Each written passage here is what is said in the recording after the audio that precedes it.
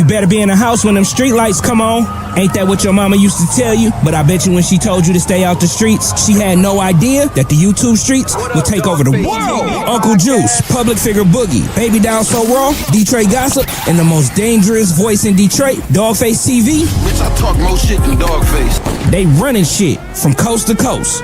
Welcome to the Danger Zone. 5, 4, 3, 2, 1. Let's go.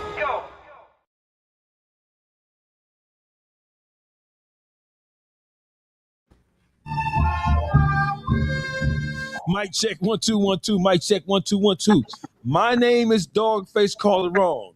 I am the co-host of RealLyfe Unfiltered. Diagonally down across on this motherfucking chessboard is my motherfucking Memphis player partner. Yeah, man. CEO King Munchie, man. We live from the Trek Hawk with Dawgface Killer. I ain't gonna kill nobody now. I'm retired. Streets dead, ain't it? Then we ain't the streets dead? Or no? Now we gotta respect the streets, man. Okay, so listen, man. I want to work everybody. I want to welcome this shit is funny, man. I want to welcome everybody to RealLyfe Unfiltered. Shout out to people. Shout out to all my people over RealLyfe Street Stars. Shout out to everybody at Propane Media. Shout out to everybody on Live at the Track Hawk. Shout out to the Henny Gang, my arch nemesis, the notorious Wicked Witch of Yonkers. Hold on now. That's a whole new introduction that you done gave me. The Wicked Witch of Yonkers. I just made that up. You just made that up. Okay. I'm gonna show you a Wicked Witch. See, listen. And then we have a new player alert. My man GBE. This motherfucker is one of the most facts-oriented people you ever gonna want to meet. I met him on Instagram, and he was correcting me. And you know, I don't like to be corrected. I don't take kindly to no motherfucker correcting me, but I accepted it. Look at this motherfucker clapping this for bullshit. Yes. I still salute to you on that one. Yes. Hey, listen, I accepted the correction because the correction came with facts, logic, and reasoning. And me and GB, we've been rocking for how many years? It's been some years. Yeah, it's been a minute. And this man is a man full of facts. He gonna have to bring them facts to the table today because we ain't buying that shit today. Somebody ass is in trouble. Somebody's in trouble. Somebody did wrong. GB. Now listen. Now I'm gonna give you a chance to talk about this wrongdoing. But when we talk about this wrongdoing, you're gonna have to come on with this wrong. You're gonna have to come on with this shit, GB. Hey man, I'm ready when you ready, man. I'm gonna give you a chance to talk about all this wrongdoing going on in the land of BMF. So you're gonna have to come on with it. You ain't getting no breaks on this show. So listen, Mr. Curtis Jackson himself. He announced 2 days ago. Was that yesterday or day before yesterday? Yesterday. Yesterday. A day ago. Yesterday. Mr. Curtis Jackson himself, aka 50 Cent. He announced that January 16th, he's going to give us the long-awaited second part of the documentary about the life of Demetrius and Terry Flannery, aka Big Meech, Southwest T, BMF. Did you guys all see the promo clip? Yeah. They put on. So what did you guys think about the GBE? Let's start with you, right? Because this is your area of expertise, right? Yeah, I'm starting with you, motherfucker. When you think you get away, we come with the heat off bail, which fucking with you. So when you saw the promo clip go up, were you surprised? And what did you think about it? No, I wasn't surprised. A couple months ago it leaked on a part had leaked on YouTube. Where, yes, it did. Keep talking. So I mean, I kind of figured it was coming, but no, I wasn't surprised. You wasn't surprised. Henny, did you see the promo clip? Yes, I did. And when you saw the promo clip, what were you thinking? This ain't it. I'm with you on that. Ain't it. When you say this ain't it, what do you mean this ain't it? This isn't what was supposed to be next on deck. What was supposed to be next on deck? The Tammy Cowins documentary. Okay. So are we saying so just before we even get into it, right? Let's look at the promo clip and let's see what we can extract from it.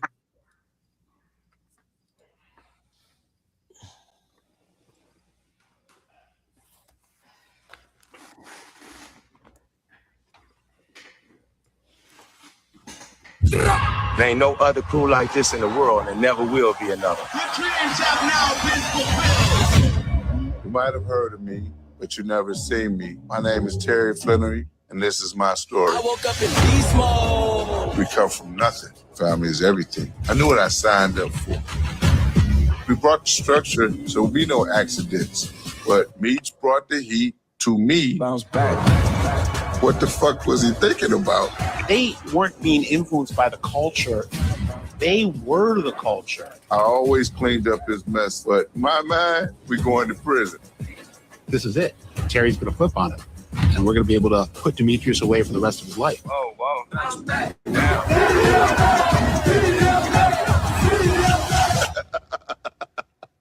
We know that's not true.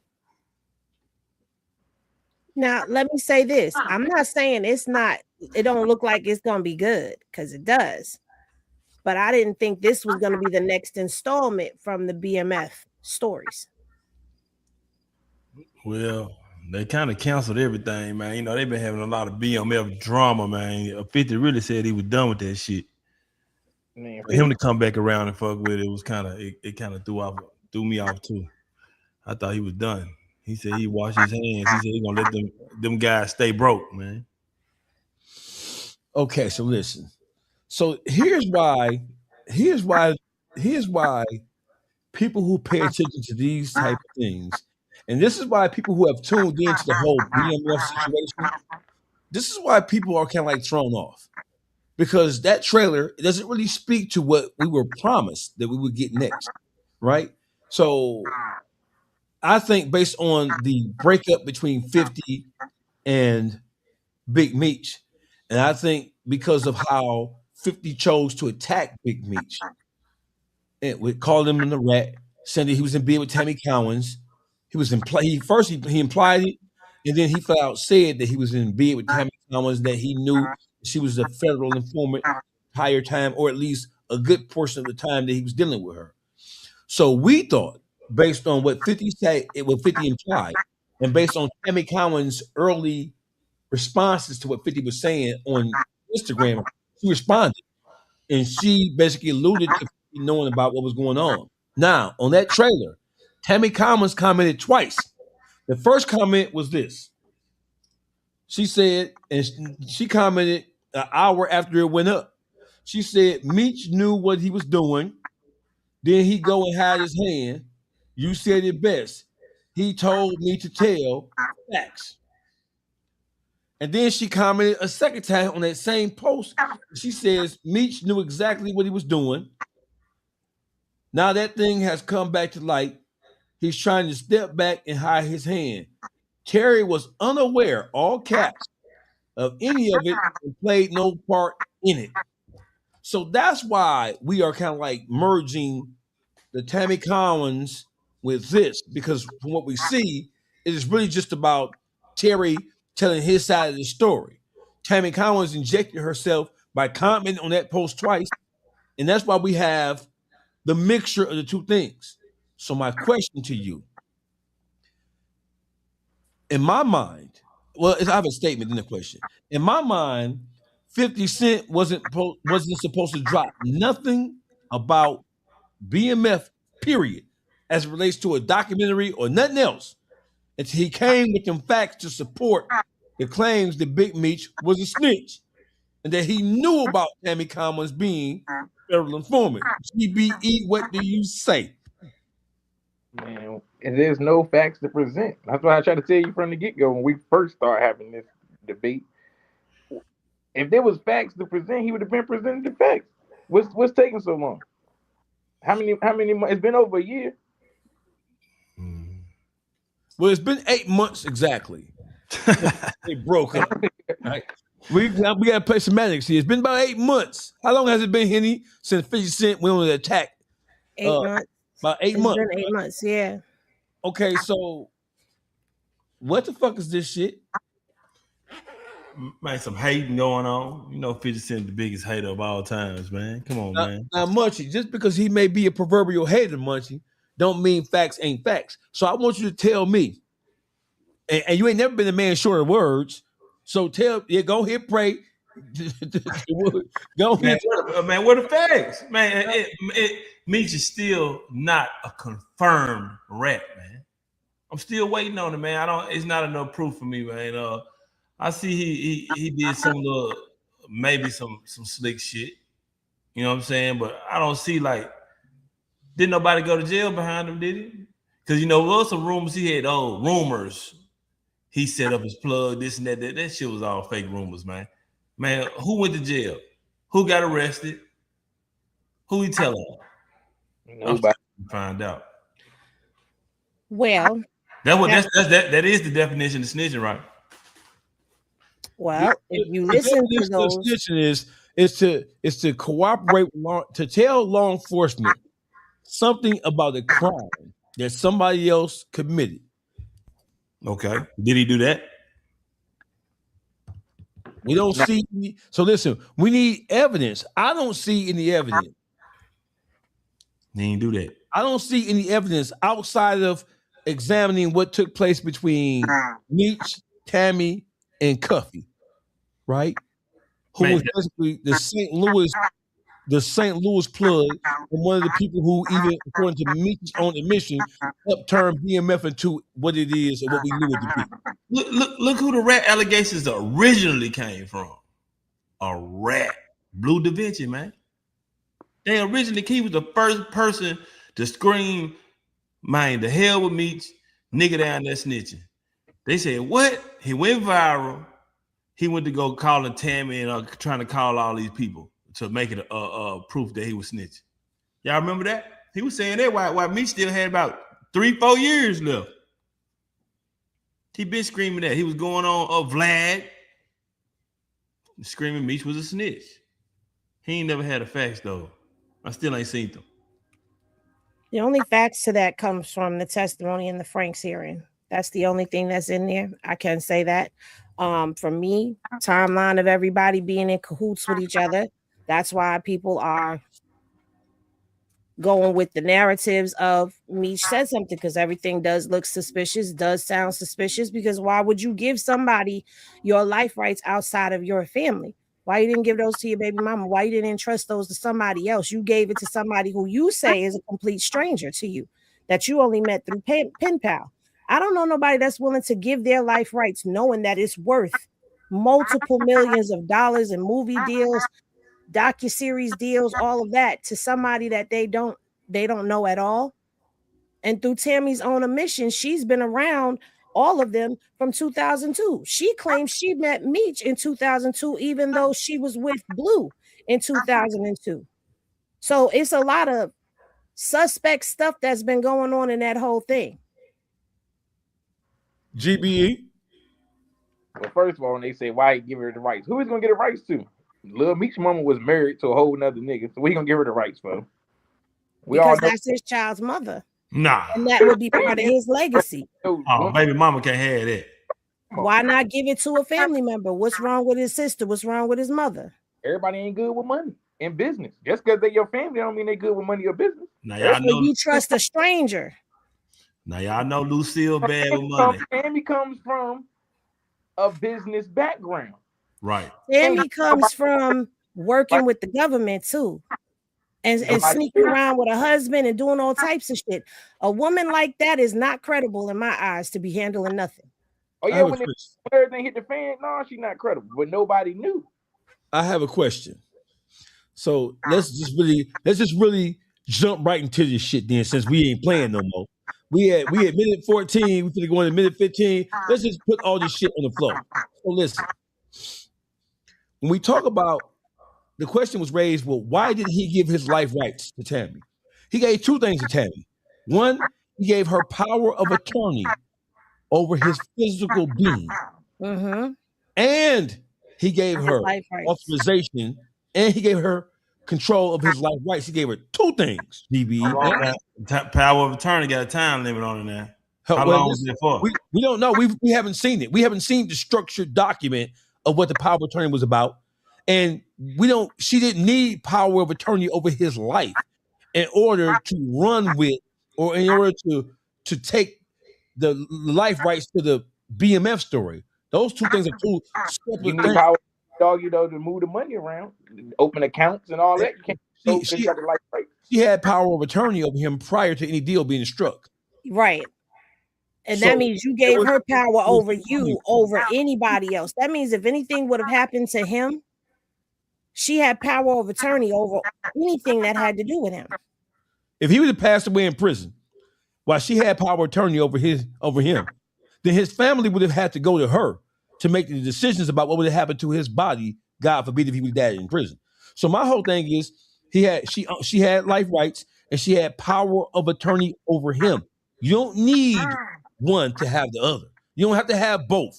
You didn't have to have power of attorney over him or his physical being in order to take those life rights and sell them for movie purposes or whatever. So my question too, so why did Big Meech choose Tammy Cowins? And like somebody just said, well, she was a businesswoman.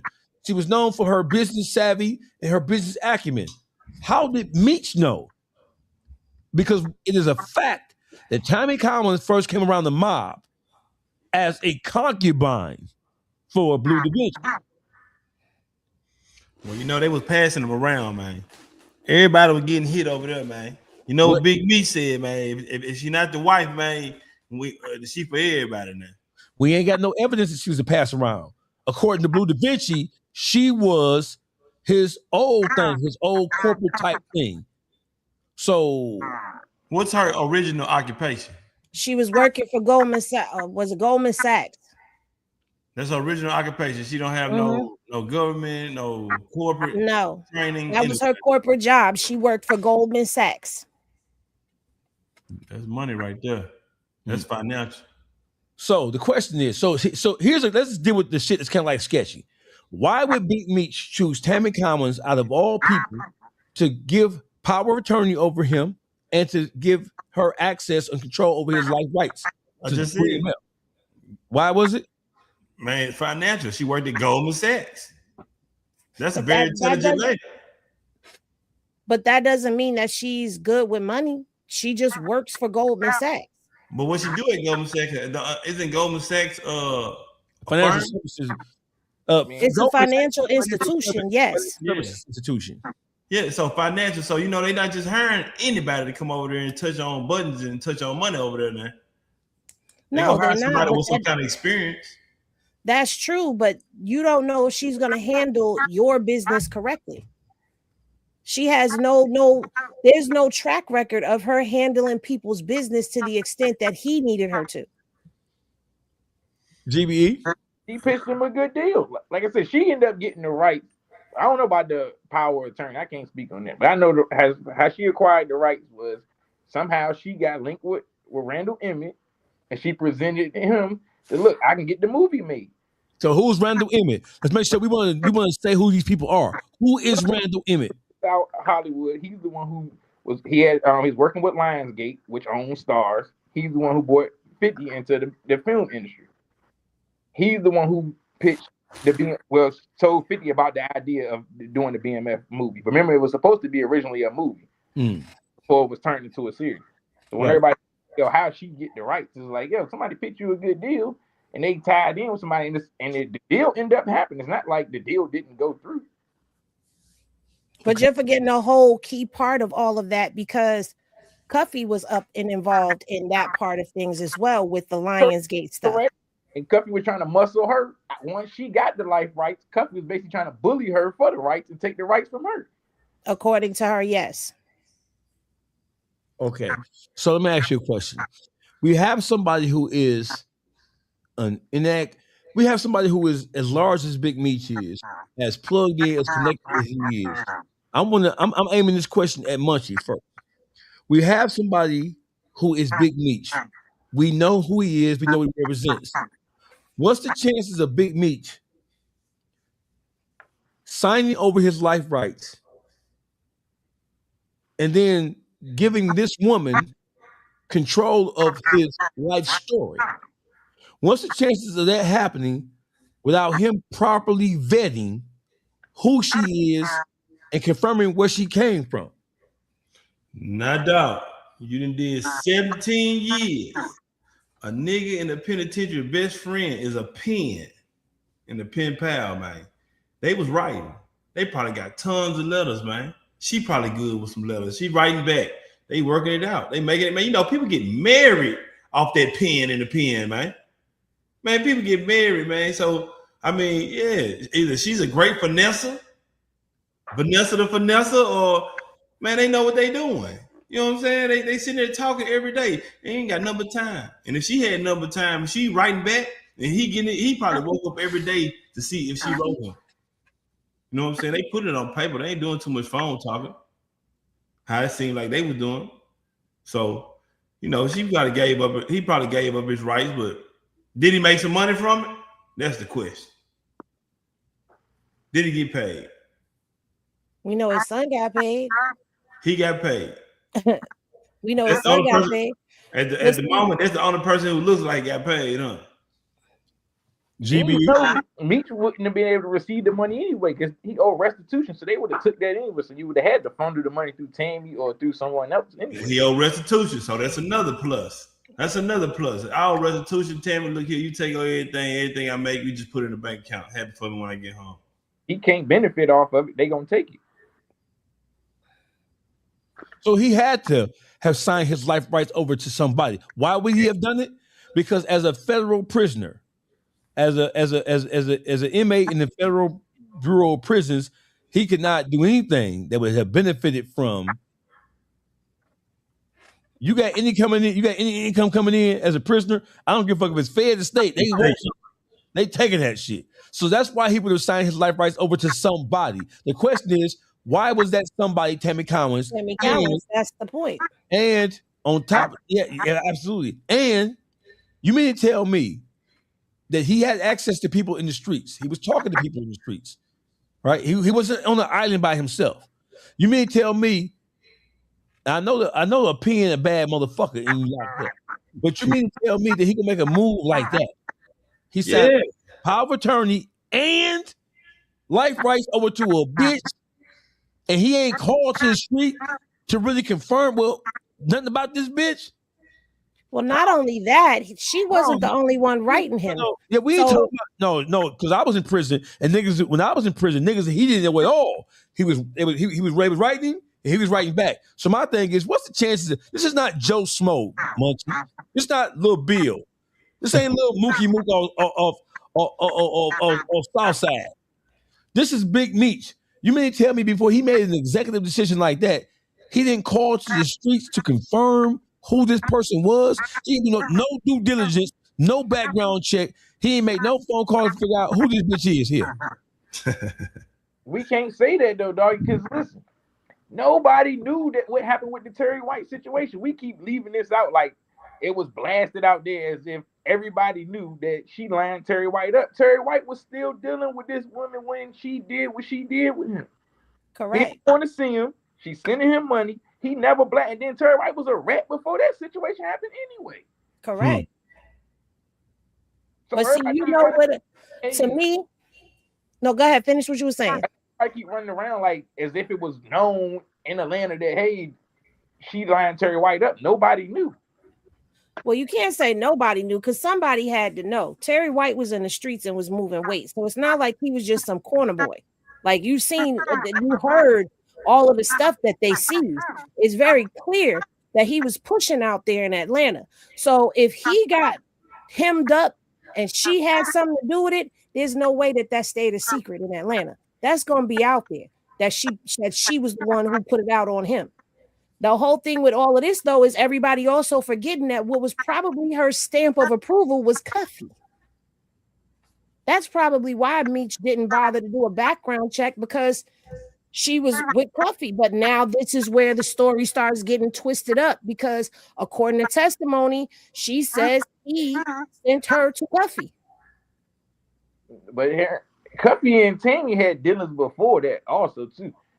Because remember when Cuffy was coming to Atlanta visiting Tammy, Blue didn't even know that they was even dealing with each other. See, a lot of people didn't even really know what was going on.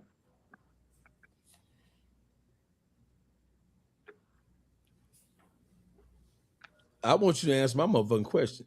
What's your question? My question is, so you mean to tell me that somebody like Big Meech, as powerful and as influential as he was, even though he was behind bars, before he signed over a power of attorney, before he signed over the life rights to his story, which are worth millions, if not tens of millions of dollars, you telling me that he ain't make no calls to verify or to vet this bitch to figure out what type of bitch this is and who this bitch is? Because once you sign it over, it's signed over. You mean to tell me that she was able to press him that good on some pen pal shit, and he ain't do no due diligence or checking on nothing? And then I want to ask you a question. Blue Da Vinci said that he had a conversation with Meech. And Blue said that when Meech mentioned Tammy was handling his business, Blue said they had a conversation and he told Meech, yo, that bitch bold business. That bitch fucking with the kids. That bitch knocked Perry White down. That's what he said. He supposed to line Cuffy up. I mean, he supposed to tell him that she supposed to did that with Cuffy. No, this before the Cuffy shit. This is before Cuffy. I interviewed Blue, and Blue said that when he talked to Meech, and Meech mentioned Tammy name and said, "Hey, listen, Tammy's handling my affairs," and Blue was like, "Tammy who?" And he said, "Tammy Cowins." Blue knows Tammy Cowins because it's indisputable fact that was his bitch first. She was introduced to the mob through Blue Da Vinci in 2001, 2, or 3. 2002. Right?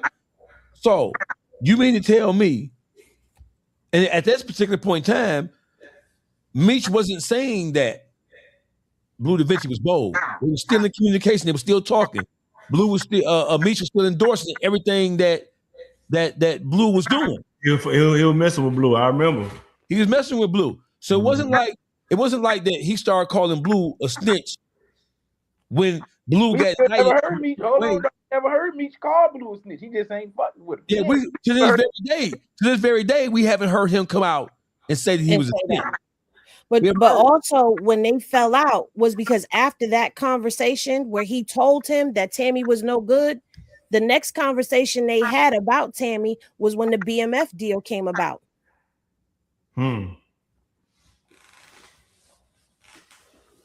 So that's where the fallout started happening at. So you can't say he didn't find out ahead of time that she was no good. He knew ahead of time she was no good. And this is not rights already. She had when everything hit the fan, Tammy already had the rights. So what could you do? You can't cancel the rights. You signed the contract. She had the rights already. GB. Now listen. Let me just say this to you, brother. We haven't seen the contract. We don't know if there were any exit clauses. We don't know if there were any clauses that would have made the contract null and void, depending on what either party would have done or wouldn't have done. We don't know. We haven't seen the contract. But here's what I'm saying: is that according to Blue Da Vinci, he told Meech that Tammy Cowins was bold. This is prior to Cuffy getting indicted for anything, right? That was years. That was years before there was ever any deal struck. They were still shopping Big Meech's in the BMF life story, life rights. Ain't no deal had been reached at that point in time. So my question to you is then, when Blue says that he told Big Meech that Tammy was no good, that was years before any deal had been struck or had been made to produce anything, a movie, a series, anything. Tammy got the rights in 09, right? Yes. Okay. Tammy been writing Meech when they failed in 05. Yes. Remember, look at it. Tammy was there when Meech got sentenced to the 30 years. Yes, he was. Everybody saying, yo, did he do a background check? You did a background check around there. Nothing didn't happen then. There was no Terry White. She didn't call the feds on Terry White yet. She been in the picture since 05 as far as writing Meech. She was there when you sent it. So when y'all saying, hey, why he ain't do a background check? If you did a background check from the time she started writing you, and she been there, the background gonna come back good. So you're saying, but she started writing him in 2005, but she didn't divorce from her first husband till 2006, and by then she was dealing with Terry White while she was writing Meech. So while she's writing Meech, she's setting Terry White up to take a fall. So either way, there's stuff that's going on that once he gets knocked down, like I said, there's no way that nobody knew that Tammy had something to do with it, because Tammy was riding around with him. Tammy was basically his side chick. And the way it read was that she was the one that he would come to and talk to about all his problems with his other girl. He even drove with her to go see Meech one time. He took her to go visit Meech.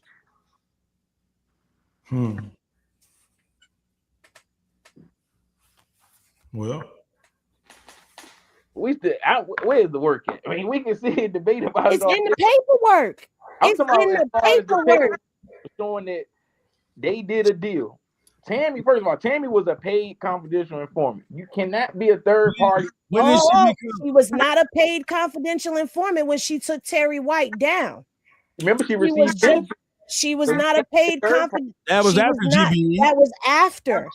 I'm agreeing with y'all. That was after. Right. So at that point in time, she wasn't a CI. She didn't become a CI till after Terry White went down and she started dealing with what's that detective's name? I can't remember his name off the top of my head, but she started dealing with him. And that's Keith Cromer. Cromer. Thank you. That's when she became a paid CI, because she was dealing with Cromer and they registered her and all of that. And while all of that is going on, she's still writing Meech.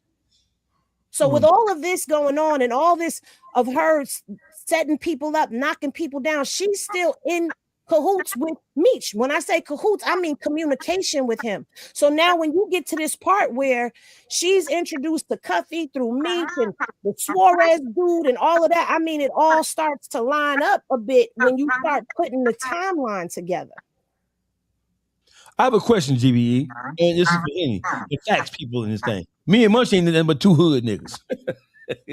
We ain't nothing but two low down, dirty scoundrels, right? So here's the question. What year was Cuffy arrested or indicted for this whole thing with the Suarez shit? What year was that? Hold on, time out. Cuffy was never indicted. Him, Meech, or Suarez was never indicted for that transaction that transpired, man. It was never no indictment. Cuffy never got arrested for that. What Cuffy got arrested for was when CS2 put him with Agent Martinez out of Memphis, and they did the 2 dummy buys on Cuffy. Cuffy didn't have no money. He didn't have no way to get to work. They gave him an Escalade. So he sent 2 people down there. They gave them a vehicle with a trap in it. They pulled the vehicle over. They found the 2 joints. They tell Cuffy, you owe for the vehicle and the 2 joints, and we're going to send you some more product. That's when the bust happened. He was never locked up for no Suarez transaction that Meech supposed to put together. That's the lie Cuffy keep trying to just put everything together. That never happened. You never got arrested for that. You got locked up for the Agent Martinez situation. So who is Suarez, and how does Suarez factor into this whole equation? Fidel Suarez was locked up with Meech in Michigan, and Suarez had connections to Mexican cartel with better prices on bricks. And so Fidel was put on to Cuffy and Tammy. Well, this is where you can step in, because this was like 8 months ago. But Fidel was put into connection with Cuffy, and then that's when Tammy came into play, if I'm not mistaken. I could be wrong because I'm just going off the head. You're right, Henry. And then Fidel got pulled over for his bricks and let go. It's a lot of moving parts to all of this when you start getting into this timeline where Tammy is in there, Cuffy is in there, Meech is still in the mix of all of this. This is where it gets twisted and turned. Okay, so here's my question. So I'm on point with this now. So when did Suarez? What year did Suarez get introduced to Tammy and Cuffy? What year was that? Man, shit, it'd be like Was it 2012? Was it like 2014? Henny? I can't. I think it was 2012. It was somewhere between them two. Between 2012 and 2014. Don't hold us to it. Don't spank us for it. That's right? the time frame. Somewhere between there. 2012, 24. What year did Meech sign over his life rights and give Tammy power of attorney? 2009. 2009. Okay. So Meech signed over his life rights and gave Tammy he gave her a power of attorney and signed over his life rights to her in 2009. In between 2012, I believe it was 2012. We're gonna roll with that because I remember that. 2012, this is when this whole convoluted process with Fidel Suarez, Cuffy, and Tammy. This is when this whole sordid affair happened in 2012. So that's 3 years later, approximately, right? Roundabout, yep. Okay, what year? So we have 9, 12. What year was the deal struck with 50 Cent, Lionsgate, and Stars to produce BMF the series? What year was that? Remember, 50 was talking about it like 2014, like 15, 16. 50 was talking about it, but it didn't actually. Remember, it took some years for it to come out. Remember, he posted the whole thing up saying that he gonna do the BMF series and all. But remember, it was a movie. He kept saying he's gonna do the BMF. 2018 is when the announcement was made. Oh, yeah, because that's the last time Blue said he talked to him was in 2018. 50 Cent acquired. So here we go. So here it is right here. Let's make sure because we did some fact shit right here. So right here it says that 50 Cent acquired the TV and film rights to Black Mafia Family Story, including Big Meech's life rights around 2020, developing the popular Star series through his G Unit film and television company. Right. He didn't get going on in 2020. They green lighted in 2020. Stars did. He got the check in 2020. He put it out in 2021 with the premiere a year later. Yeah, because of what I'm looking at, it's saying that he was inked to do the multi-series deal worth $150 million starting in 2018. Damn, him over 150. And this is what I'm saying. You trusting a stranger with that? God damn, 150 means you gave up 150. That was everything in your flow board that the feds took. 50 was for all the shows that 50 had on Stars. That was for the Power series and all of that, included BMF. It wasn't just strictly for the BMF. Okay, so it says the Star series BMF Black Mafia Family first premiered in 2021 with its debut season launching September 26, 2021, and it ran for 4 seasons before cancellation in late 2025. So he bought the life rights. He secured the life rights in 2020. Mm-hmm. For $1 million. Gave them $1 million, Tammy $1 million for the life rights. You know what? That was the dumbest. Man, I don't even want to curse, man. That was the dumbest move Meech ever made in his businessman career. This man gave away a story worth 150, and he out here on his ass right now. That's crazy, man. That man should have never. He should have kept that story to himself. You know what? They rushed it. Everybody was on their back, man. This is the biggest story in the world. This is gonna be big. It's gonna be big, man. You're gonna be rich. They rushed it and they played that, man. This is blowing money fast, okay? This is Black Mafia Family. They was basically running the South like nobody had ever seen in Atlanta. Man, he played himself. And then I don't know. Meech came home not like Meech. He don't talk. He just look funny. He don't smile. There's something wrong with that nigga. He got broken. They broke him in prison. He broke him down there. They said he was the man down there, though. I heard he was running, doing his thing. But he come home, he just looking crazy, smiling. I seen the other day, I was watching something, and they tried to give a nigga walked up on him. They gave him a Detroit Lion piece. Man, that little piece looked like it came out the candy machine. That's that bitch ass nigga. Don't do Calico like that. Go ahead, dog. You know I'm finna get that bitch ass nigga ass. No, don't do that. What's his name, dog? You've been waiting for that one. I lined you up for that. Hey, GB, that's your man. Oh, man, I just started something. Yeah, he did. He lined me up that bitch ass nigga. That nigga from Memphis. That nigga gave that nigga a plastic action figure to put on his neck. That nigga from Memphis, Tennessee. Hey, Meech that little punk ass line. That nigga from Memphis. What that bitch ass nigga name? I forgot. Hey, what's that nigga name, GB? Oh, Calico Jones. Calico Jones? Yeah. Oh man, that's my partner brother, man. Oh, yeah, so sorry. You can't choose your friends. You can't pick that's your my friends. partner brother, man. I ain't know that was Calico did that, man. Jones, bitch ass. He gave me that little bit ass thing. Man, motherfucker, so little baby. Hey, GB, you see how you and y'all see y'all think I love y'all brothers. Y'all set me up for success when it comes to insult me a bitch ass nigga. I was waiting for the bitch ass nigga to come out too, because I said he's itching to say that. It says that the specific amount 50 Cent paid Tammy Cowins for the rights to Big Meech's story for the BMF series has not been publicly disclosed. Financial details of the deal remain private, so we don't know how much he gave Tammy Cowins. What we do know is that Big Meech managed to secure a deal through Stars for how much? A 50 ball. Not Big Meech. We don't know. We don't know what the details are. 50 Cent put the deal together with Stars. No, what I'm saying is that it's not publicly disclosed what he gave Tammy Cowins, because Tammy Cowins owned them. She controlled the life rights to Big Meech's story. I don't think Big Meech got nothing. Whatever he paid Tammy Cowins because she was in charge of Big Meech's estate. Basically. Right. Which means she would have had to disperse it to him and whoever it is that he wanted it dispersed to, because she was over all of that.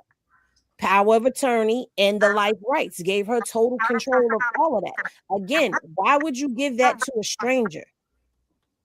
GBE, what's the chance? That time she won't a stranger no more. We got to stop. We got to. Hey, listen. Listen, was he knocking her down before he went to prison? Listen, because at this point in time, we know Meech like to have him passed around. So listen, I'm going off of what I saw in the paperwork. Don't come for me. This is allegedly, according to the paperwork, she was a pass around.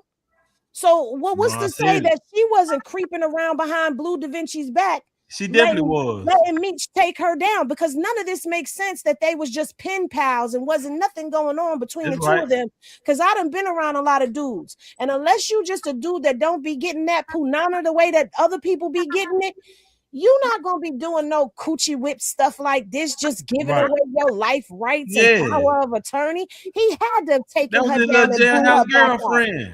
That was business, man. Business is business, man. The business got handled. Hey, man. Yeah, and he got handled too. Whoa. You say first of all, ain't nothing like no motherfucking business. Probably ain't nothing. Stop making me. Hey, ain't nothing. Indecent proposal. Hey, GBE, what business get took care of when from what we can tell, Tammy Cowins ain't really gave Meech a motherfucking thing, especially after Meech fell out with 50 Cent. We don't know that Tammy Cowins gave nobody nothing. We don't know how much that 50 bought the life rights from her for. It could have been $1 million, could have been $1. We don't know. We know that he made her an executive producer. So we know that she had her hand in it.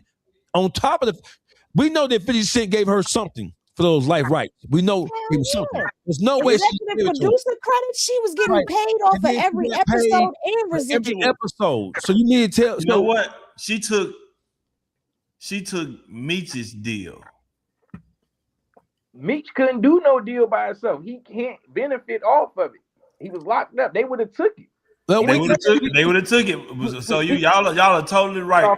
He really should have put that in somebody else's hand. You know, he could have put that in a lawyer's hand. Exactly. Ding, ding, ding. Now you talking. He could have put that in a lawyer hand and it'd have been safe. They would have put it in the escrow. Simple math, man. He dropped the ball.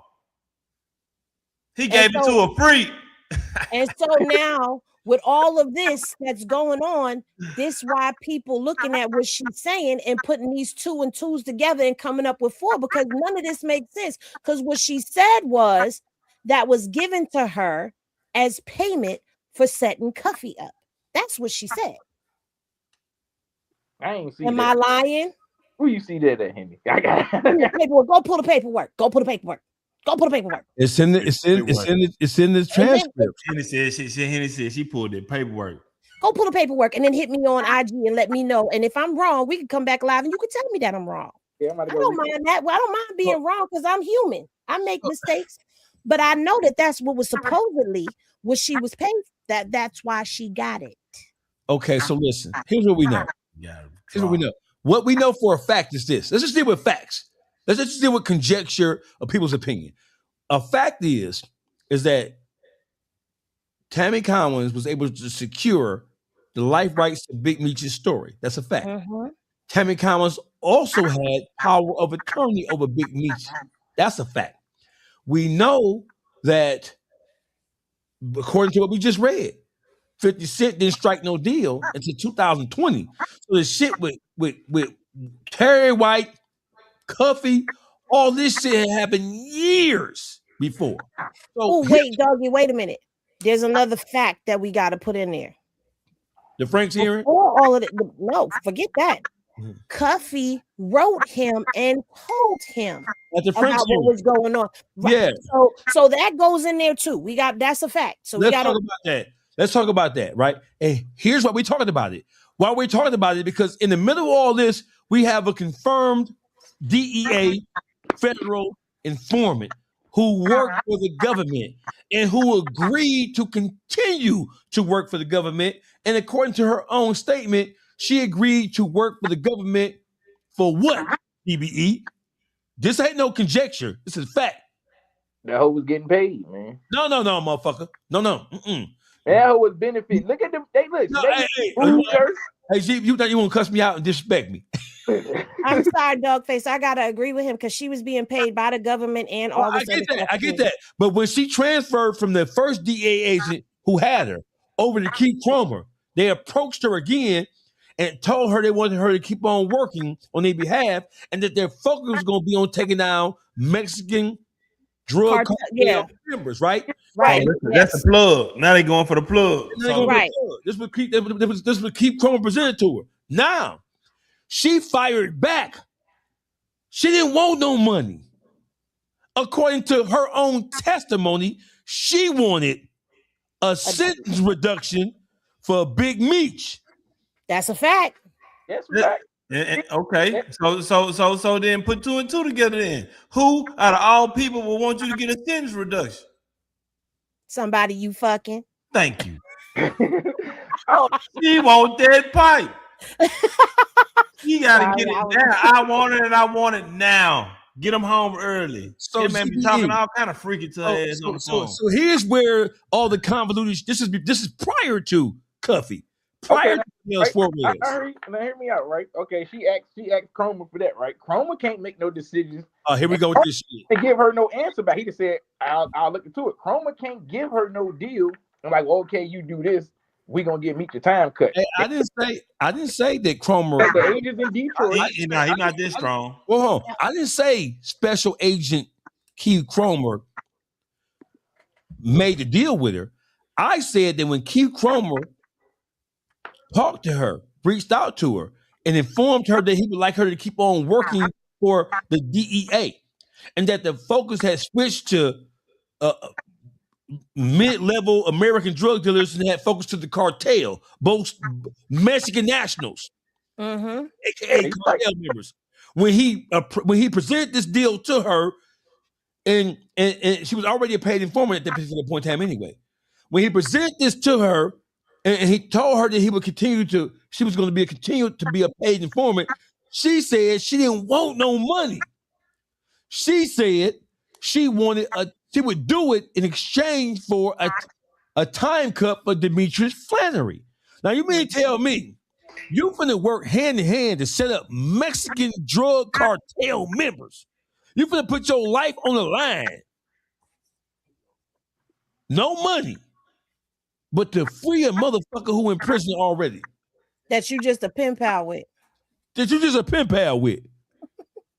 And hold on, because with Cromer being a federal DEA agent, the DEA can go in there and talk and try to cut something out if they, they can. So he couldn't do it himself, but he could have pulled a few strings. You know what I'm saying? But He had to run. He had to listen. They had a conversation. He told her, "Listen, we want you to continue to work for us in the capacity of a competition informant, and we want to switch our focus from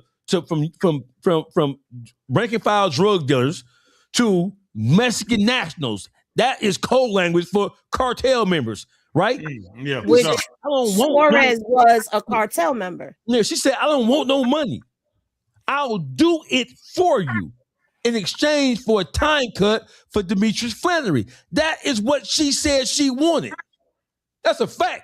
So what she was a puppet. This hands down, she was a puppet. He signed his life rights over. And so anything he tell her on the phone, she can repeat.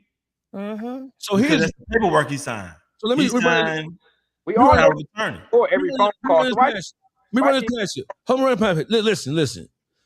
So Big Meech don't know shit about Tammy Cowins being a federal informant. He don't know shit about Terry White. He don't know nothing about she was fucking Blue Da Vinci. They met coincidentally. You think he don't know about all that? You know about all of that. He don't know about all that. No. We playing devil's advocate here. We saying that Big Meech, prior to Tammy Cowins writing him, he hadn't heard about her, didn't know her, did none of that shit. And we're saying that when she started writing him, she never mentioned that she had been around any members of the mob. She just started writing him as a pen pal, and they became friends through pen pal. Meech didn't have no idea what her track record was. He didn't have no idea about her relationship with Blue Da Vinci for years. He had because according to Blue, she reached out to Meech to try to get in touch with him, if I'm not mistaken. Isn't that what he said? We're being devil's advocate. Oh, we're being devil's advocate. I'm sorry, I forgot. Okay, yeah. But she don't know nothing. He don't know nothing at all. He's oblivious. Y'all know they make it on it. No, listen. He don't know nothing. I'm on Demetrius Flannery side. I'm on Big Meech side. So Tammy Cowins started writing me pen pal. I'm already in penitentiary, so I'm lonely. I'm somewhere in the Supermax, somewhere underground. I'm lonely, dick on swole. Woody on Woodlock. She sending me pictures and all kind of shit. That little snatch. You know how we do. We niggas sucker for love when he in that goddamn cell, right? So listen, a nigga ride a bulldog back when he in that cell. We don't give a fuck, right? Okay, so I got you. So Meech don't know nothing about Tammy Cowins' relationship with Blue Da Vinci 2002, 2003, prior to the indictment. Nothing about that shit. Right? Meech don't know shit about Terry White getting set up by Tammy Cowins, right? Meech don't know nothing about Keith Cromer telling Tammy Cowins that he wanted when she was passed from one handler to her new handler, which is Keith Cromer. Meech don't know about none of that shit. And Meech don't know that Tammy Cowins struck a deal to continue to be a federal informant in exchange for his freedom. So she made a deal with the devil to set up Mexican drug lords, cartel members that cut niggas' throats out and throw them on the ground. She made a deal that would require her to put herself next to the most dangerous criminals on the planet. It don't get no more dangerous and violent than Mexican drug cartel members. They ain't playing no games. So this bitch agreed to put her life in jeopardy to knock niggas down for Big Meech's freedom. Man, she can't And play they that. not When you say fucking. devil advocate, what you saying is she was a Donnie Brasco. That means she got to get her own movie. Oh, she definitely deserves her own series because that shit. Listen, it don't on the scale. See, Tammy Cowins and that bitch run Rockefeller. What's the bitch name? Desiree Perez. Yeah. Them two bitches right there. Them stories is better than Griselda Blanco's story. Right? So let's say Meech don't know about. He don't know about Tammy's involvement with Blue Da Vinci. He doesn't know that she was around the mob.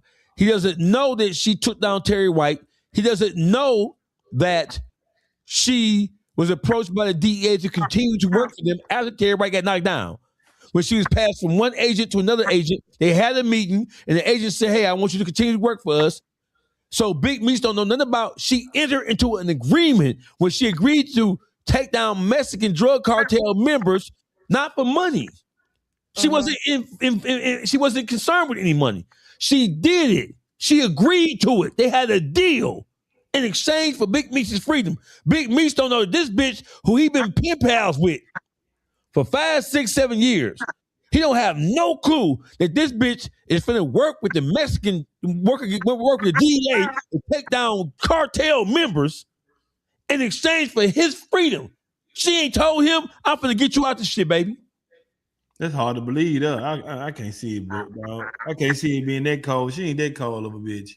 Yeah, no. You gotta remember, right? When she first got with Jack Harvey, remember Jack Harvey said Jack Harvey was that's Jack Harvey that she was switched over to Keith Cromer. Jack Harvey said, hold on, dog. Listen, remember when she got a nigga on the streets put her with Jack Harvey. Remember they said an ex-convict was the one who introduced her to Jack Harvey. Well, listen, Blue Da Vinci, I know what you finna go, nigga. Blue Da Vinci. I know you finna come with that Blue Da Vinci shit. No, I ain't saying Blue. Put her with Blue on home yet. Blue on home yet when she got with Jack Harvey. Come on. But it was somebody else on the streets that put her with Jack Harvey. So they like Meech put her up to do the line Terry White up. It was somebody else on the streets who the one that Jack Harvey dealt with. Oh yeah, so that I agree with because that didn't even make any sense. Once I saw ex-con, I was like, that theory goes out the window to everything because wasn't nobody home at that time. Everybody had just started getting locked up. People were locked up, and then people were still getting locked up by then. And by then, Meech and Blue was already locked up, so couldn't be either one of them. So it was somebody else. But Jack Harvey did say that she had a little skill to her, especially being that her ex-husband was a crackhead. Now, he said it. He called that man a crack addict, and this is a crackhead himself. So she wasn't completely green to everything. She was a Goldman Sachs claims adjuster by day, and she was working them streets and working the polls, you know what I'm saying, and by night. Tammy mingled in the streets. A lot of niggas in Atlanta know Tammy. It wasn't like she was just some green bitch and everybody like, no, just some worker. She don't know what's going on. Meech put her up. She was so what they saying about it? What they saying about it? GBE, what they say about it? What the streets say about her? Let's see what the streets say. Streets to this day in Atlanta fucking with her and vouching for her. They still vouching for her out there in Atlanta? Yeah, it's still niggas still. I don't know why you telling. Yeah, Atlanta taking another L. Look at Munchie. Look at Munchie ass. Them ass tell you. Still fucking with her? No, we ain't put it. They tried to hit over there. Atlanta, boy. Atlanta's so hot, boy. Boy, y'all need to get up out of there. Who in Atlanta right now? Y'all need to get out of there, man. We not gonna have in Atlanta, right? Yeah, he down there. Yeah, he down there. He was south. Oh man, GB. Yeah, Cannon Road. He over there. He there right now. Look at the wall back there. He over there right now. Hey, listen. So we not gonna have no motherfucking Atlanta slander going on here tonight. Queen rat. So listen, here's what we have to believe. So Big Meech didn't know that Tammy was involved with the mob. Damn. He didn't know that she was Blue Da Vinci's ex-bitch. He didn't know about Terry White, none of that shit about Terry White. He didn't know, he didn't know, well, he could have known who. He didn't know that Tammy knocked down Terry White single-handedly. In a sting, in a operation that the DEA officials said they had never seen somebody work with such proficiency and efficiency to take a motherfucker down. They had never had that much information provided to them to take down a motherfucker by a motherfucker who wasn't already a CI and a person who wasn't motivated by money. Well, she wasn't motivated by money because she wasn't getting paid. She wasn't getting paid when she was with Jack Harvey. She didn't start getting paid till she got with Keith Cromer. Did Meech know Terry White? Yes, she know Terry White. Does Meech know Terry White? Oh. Terry White was a major player. And everything in Atlanta, there's nothing that moved and shook in Atlanta that Meech didn't know. There was no major players that he was unaware of, bro. That was his city. That was his Terry White was a BMF. No, he was not. I don't know if Terry White was home when they remember Terry White caught the case that he snitched on the first time. He went away. Then he came home. I don't know what year he came home. I don't know if he came home after they fell in 2005 or what. Remember, Terry White went down like what in the night, sometime in the 90s on that first case he told on. And that's when he came home, they had the cartel supposed to drop the casket in the halfway house parking lot. Man, if I'm not mistaken, Terry White went down not too long after the first batch of BMF people got picked up. If I'm not mistaken, I can't remember the timeline neither for that, but I believe Meech was already locked up. No, he couldn't. Yeah, because it was after Meech was locked up because Terry White took Tammy to go visit Meech. Yeah, the second time he went down, was it 2010, 09, 2010 or something when Terry White went down that second time? So Meech and Terry do have some kind of ties to each other, right? They might have crossed paths in the streets. That would make sense. I mean, Terry was doing his thing and so was Meech. So it would be, real asinine to think that they didn't cross paths or have knowledge of one another. Well, I can see now why they saying Big Meech is snitching. I mean, they saying it. That paperwork he signed to let her take over, that's some powerful paperwork. We don't know how powerful that paperwork is. And if she's working for the government and working for Big Meech, man, that's crazy. That's a fairy tale story right there, man. I just think, man, Big Meech kind of, man, let her do the talking while he did the walking. So listen, let's be fair to Big Meech. So listen, because the subject of this conversation, it wasn't even really about the whole Cuffy situation, right? Hold on, doggy. Did you just say be fair to Big Meech? You just said that. Man, look at the growth. Big Meech, that's growth right there. Big Meech introduced us because you can't say that. No. So here's what I'm saying. I don't give a fuck about nothing. I'm ignorant. So I'm saying this. I'm saying let's be fair to him. In order for us to believe, let's look at what we have to believe in order to give Big Meech a clean set of hands, right? So we would have to believe that Big Meech was unaware that Tammy Cowins, not that she was fucking Blue Division, because that's not criminal. We would have to believe that Big Meech didn't know and wasn't in a position to know and was never told that Tammy Cowins knocked down Terry White. We would have to believe that he did not know it, because if he did know she did and he still chose to deal with her, then that would mean that he's doing what? Puppet master. He harboring the rat if he knew. That's what that would mean. But see how taking that off the table, then that means that you would have to disregard everything that was told to you by Blue about the conversation they had, that he told him that Tammy was no good before the deal, and then found out after the deal, that Tammy was the one that was spearheading the project. It couldn't have been before she got the life rights in 09. Blue ain't come home to 2011, 2012. She already had the life rights. What year? Okay, listen. What year did Terry White get knocked down by Tammy Cowins? I want to say like 2010 or something. Around that time. It's on the screen. That says July 14th, 2009. It's on the screen. 2009. Right. So that's the same year that we're saying that Big Meech signed over power of attorney and life rights to Tammy Cowins? Yes, sir. Okay. So Terry White get knocked down the same year that Tammy Cowins knocked down.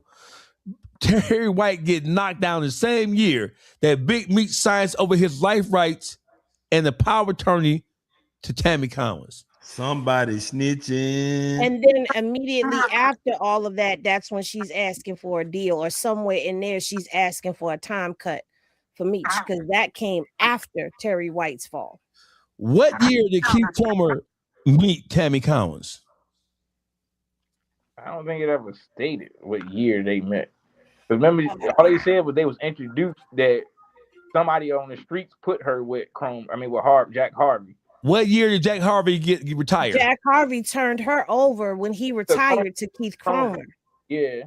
What year did Jack Harvey, DEA agent Jack Harvey, retire? Remember, she never worked again after she did the Terry White thing. It was a time lapse to when Cromer approached her about working doing the cartel. Remember, it was a time lapse, and that like soon as Terry White got locked up. Okay, so hold on. Tammy became a confidential informant in 2009. That's when Terry White. That's when she was. Jack Harvey was her handler. 2011 is when Jack Harvey retired, and he introduced her to Keith Cromer in 2011. So that Lyfe rights being turned over in 2009, that's a little Yeah, because she didn't do no work again until they met. Whenever her and Cromer met, probably was 2011. Then when yeah, I'm looking at it because you done had me go and pull up my notes from when I was doing. No, you got to understand, GB. I did a whole series on Tammy Cowins, breaking down all of this from her first husband to her second husband. So I got little notes, got little cheat sheets. He was in the comments the whole time. Was me and you going back and forth? Yeah. Hell yeah. That's why I tried to warn you. I cursed you out. Hell yeah. So okay, wait a minute. Hold on. I gotta add. Did I tell you this? I didn't tell you. No, I didn't get derogatory with you, right? No, we was just going back and forth though. It was friendly sparring.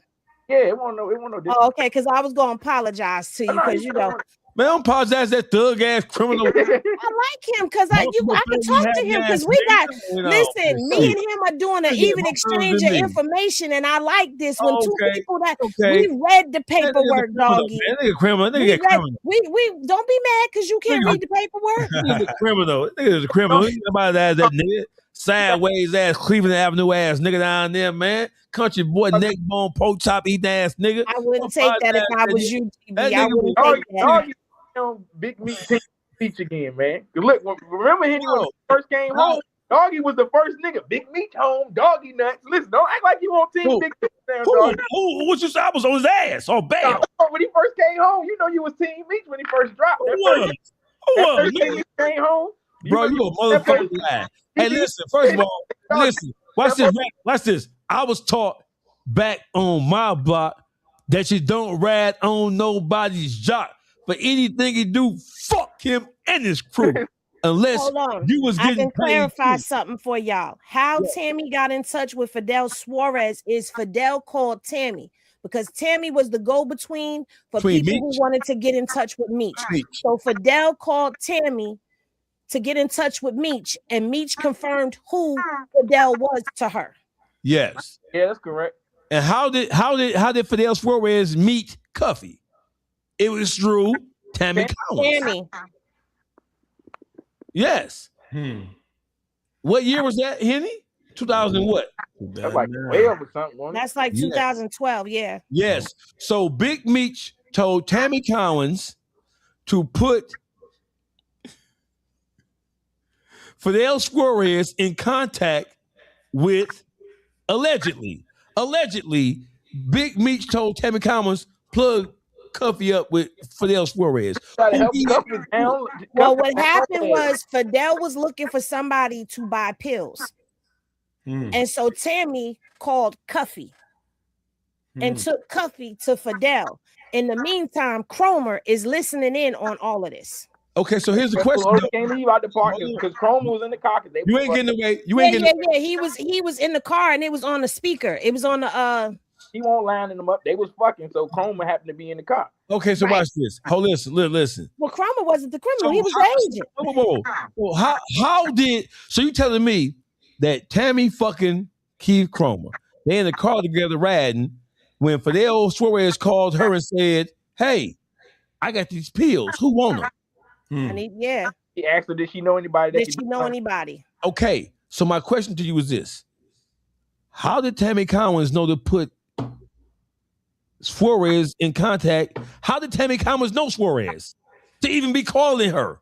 Because Suarez called her because she was the person to call to get in touch with Meech. So he called her to get in touch with Meech. How did Fidel Suarez, a Mexican cartel member, because they were talking after that. How did Suarez know who the fuck Tammy Cowins was? What I'm asking you. In the county, remember Suarez beat his brother. Obviously through Meech. Shit. And when Meech gave him the information, if you wanted to get in contact with me, you got to go through Tammy. Remember, Tammy was the right. Okay, yeah, but what I'm saying is, so listen. He said, how did Fidel know that she would help him get rid of the pills? So how did Fidel Suarez make the acquaintance of Tammy Cowins? Who plugged her with him? Man, he probably met her in the streets, man. She was a little pass around. No. Remember Suarez started hitting her up. Suarez sent pictures of himself to Tammy. Yeah. He was to identify himself when he was trying to get in contact with Meech. Right. And so Meech told Tammy who Fidel was. Because it was known, because at this particular point in time, she's in control of everything Big Meech, right? So he was hustling the whole time he was in there, man. We keep sitting here playing these games. Listen, the man got to put a play together to help cut down bad. Hold on. You muffled. I hear you. I said Meech was making moves the whole time he was in there. Cuffy was bad. Needed some help. He tried to help Cuffy out. Cuffy ripped the damn man off. Can you hear me? Yeah, we hear you good. You good as motherfucker. Shit. We trying to see where you going. Yeah. That's why I know where he going. If he was gonna line Cuffy up, they would have lined him up when that first deal went through that Cuffy beat Suarez on. So if they was gonna do a lineup, you would have got busted right then and there if they was lining you up. Nigga, you ran off on the plug.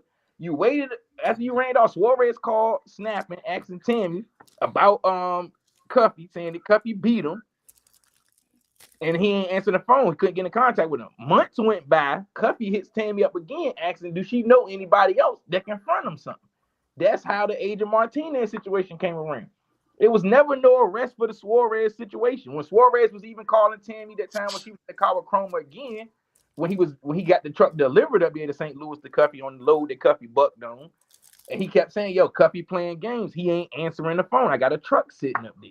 Yeah. Okay. So my question to you, I'm gonna ask you again. I know you know, GBE. Who told Fidel Suarez about Cuffy? Tammy. Tammy together. Tammy did that. And whose behest? What? Remember, her and Cuff was already dealing with each other before the Suarez situation on trying to get the movie deal done. I remember that. Right. Started knowing what Cuffy into. So how did? But she was introduced to Cuffy through Meech for that deal. How did Tammy meet Cuffy? Through Meech. Through Meech. How did Tammy meet Fidel Suarez? Through Meech. So you telling me Tammy Cowins is out busting jugs on her own and put niggas together, and Meech don't know nothing about it? I'm telling you, man, that's a fairy tale story. I've been saying it the whole time, man. You know, even a woman needs direction when it comes to selling some dope, man. So let me ask you another question. Watch this. So let's fast forward to. So listen, we know that Cuffy wasn't found guilty of anything involving this. We know we're not gonna say not guilty. Cuffy was never charged. Listen. Listen. Never charged, doggy. So what was the Franks hearing about? The Franks hearing. Okay, now what is the Franks hearing? GBE. What the is Franks hearing motion was about? They was trying to get to the bottom of how the wiretap started. How did the feds get on Cuffy? And that's how the whole situation went back from the Tammy to Keith Chrome and everything. They were trying to lead up. How did y'all get this evidence? How did y'all get on this wire? How did y'all get the wire tap and everything? Yeah. A Franks hearing is a hearing that is designed to challenge. Hold on, I'm not to cut you off. Remember, the Franks motion hearing actually came about because when they found out that Tammy was the CI, Tammy called Cuff's lawyer and told him that she was sleeping with Chroma. That's what. Right. I was gonna say that. Like you forgetting the Franks hearing came about because she was sleeping with Chroma. That's why the Franks hearing was granted. A Franks hearing is a hearing to gather information to justify why a wiretap was given or authorized. So the Franks hearing is a fact-finding hearing to see if the wiretap that was used to gather evidence that led to him being arrested in total, period, was justifiable. Yeah. And that Franks hearing was granted because Tammy Cowins contacted Cuffy's attorney and said, "Hey, I was sleeping with Creep Comer." And what else did she say, GBE? That he's lying that she wasn't the CI, that they were sleeping together and he was overhearing conversation. Okay. Putting it in the paper. Yeah, remember, Chrome was doing a lot of shady shit. He was, Okay. Do we think DEA? He was a dirty cop. He's a dirty agent. Her paid for stuff for work that cases she wasn't even involved with. Yes, he was. Yes, he was. So listen, here's what I'm asking you. So Tammy Cowins, how the Franks hearing even was granted, or why it was granted, because Tammy Cowins was frustrated that the DEA had exposed her as a confidential informant, and she was mad, angry, and frustrated. And she said that she contacted Meech, and it was a conversation with Meech, and Meech told her, "Bitch, you better clean that up, because you can't." You didn't say that, dog. You putting words in his mouth. We ain't doing that, dog. We ain't doing that. We ain't doing that. We what did she say? He said. What did she say? He said. Facts. Listen. What did she say? He said. Remember, she tried to go see him. She never got to see him. He refused to see her, but they wrote though. They wrote. Oh, they got on the phone. That's what they said. She claimed they got on the phone. You don't know, right? No, she claimed. Listen, yes, she claims. Listen, she claims they got on the phone. Listen. So she also claimed. So why in the fuck would Tammy Cowins blow up the Fed's case against Cuffy by admitting and acknowledging that she was sleeping with a federal agent involved with the case? They said she did it. No, they said she did it. No. They said she did it because they had exposed her and put it in the paperwork. Put her in the paperwork, put her information out there. And that's how people found out that she was her job. People was calling her job and threatening her. And motherfuckers in the streets of Atlanta was threatening her because she had been exposed. Atlanta, nigga. That was St. Louis. We gonna keep this. No, it was St. Louis, doggy, because it was covered. It was allegedly. We sticking to facts, doggy. What she said was she went in there and alleged that Cuffy Peoples was calling her and threatening her. Right, that's true. Okay, so listen, how did Cuffy people know that she was CSI? Because it came out in that paperwork. Documents. They put it in the court documents. So when they got discovery, they said, "Oh, bitch, you a rat." So now Cuffy is saying, "Hey, Meech." Rewind, hold on, rewind. Because listen, right? If Meech, and this is another thing that everybody keep trying to glance over. If Meech was in on it, why was she trying to explain to Meech and say that the paperwork was a lie and she wasn't a guy? If I'm in on it and I got you lining people up, you don't need to explain nothing to me and say that, hey, this is a lie. I ain't do this. Right. If I'm in on it and I put the play up, what is you trying to come see me and explain to me that this paperwork is a lie and you not this guy, that they lying on you? Yeah, but like you just said, allegedly, that's what she said she did. Well, and I'm gonna say this: if that's but it's more to it than just that, because putting her in the case as a CI exposes her for all the stuff that she has been involved in, which means that he would have found out just how deep she ran. So yeah, I ain't no snitch. So if I'm doing what you told me to do, no.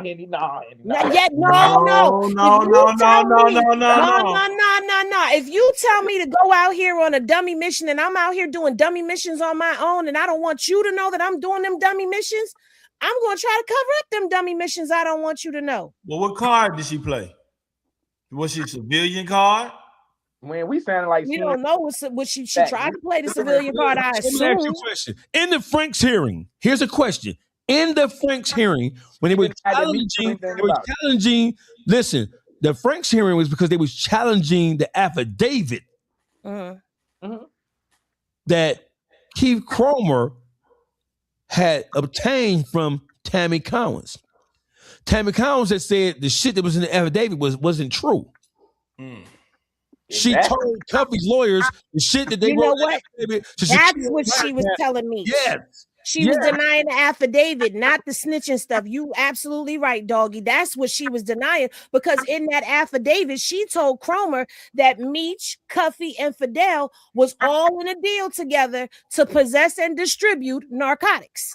That's what she said in that affidavit. So yeah, she was copping pleas with Meech to say that's not what she said. That affidavit is wrong. Not that she wasn't a rat. You absolutely right, doggy. So listen, here's the question.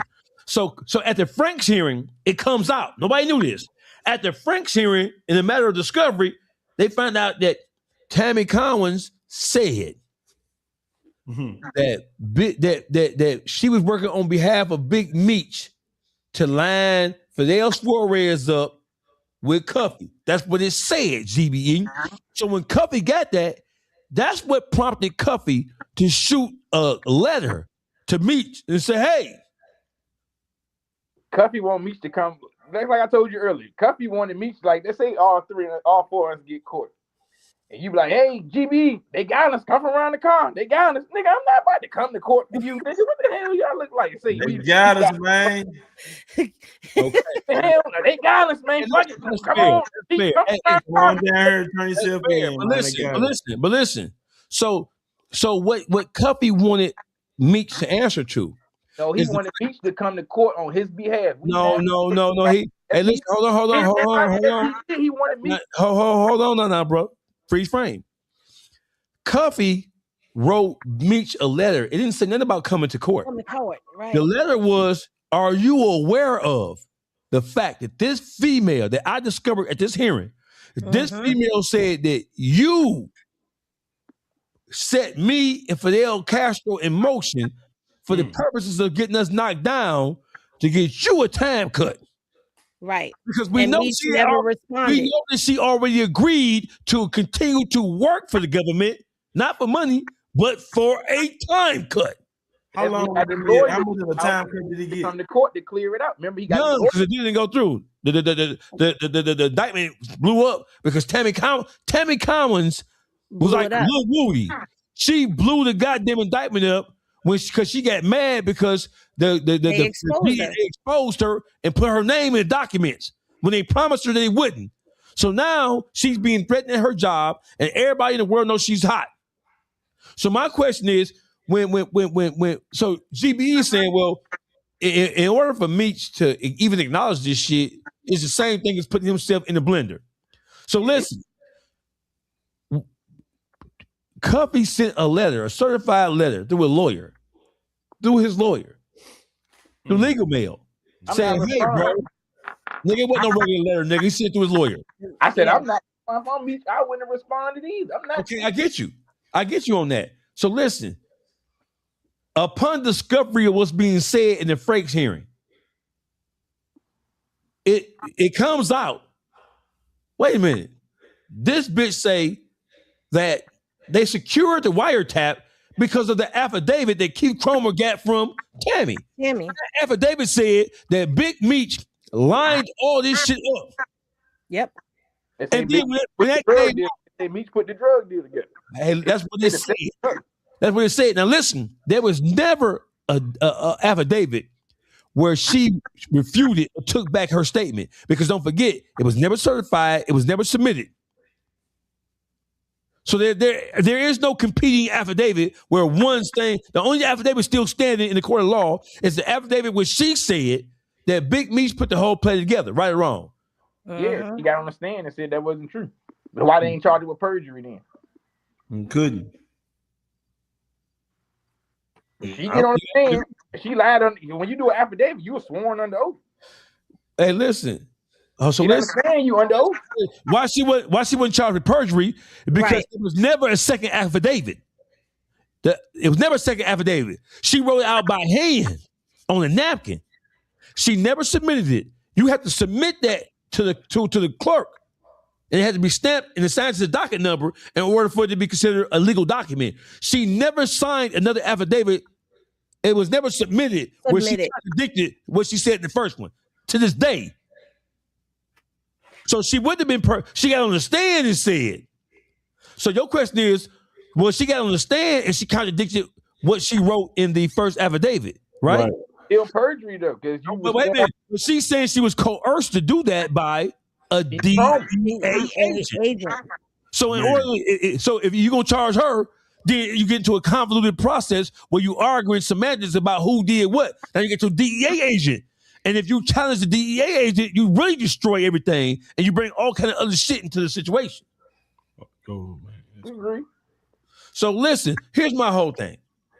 Let's move forward. So we've haggled that. So now what we have now is on January 16th, 50 Cent is releasing part 2 of a documentary in which Big Meech's brother Southwest T is featured. In the promo clip, this is what he says.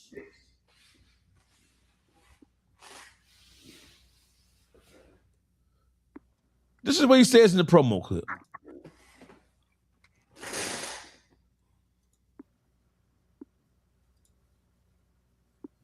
I gotta go back to mine because mine is the best one. This is what he says in the promo clip. Tell me what the fuck is this? And what the fuck is Southwest T's point? There ain't no other crew like this in the world, and never will be another. You might have heard of me, but you never seen me. My name is Terry Flannery, and this is my story. I woke up in beast mode. We come from nothing. Family is everything. I knew what I signed up for. We brought the structure, so we no accidents. But Meech brought the heat to me. Bounce back. What the fuck was he thinking about? They weren't being influenced by the culture. They were the culture. I always cleaned up his mess, but in my mind, we going to prison. This is it.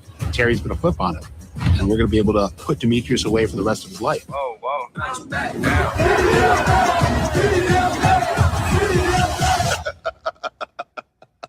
We know that's not true.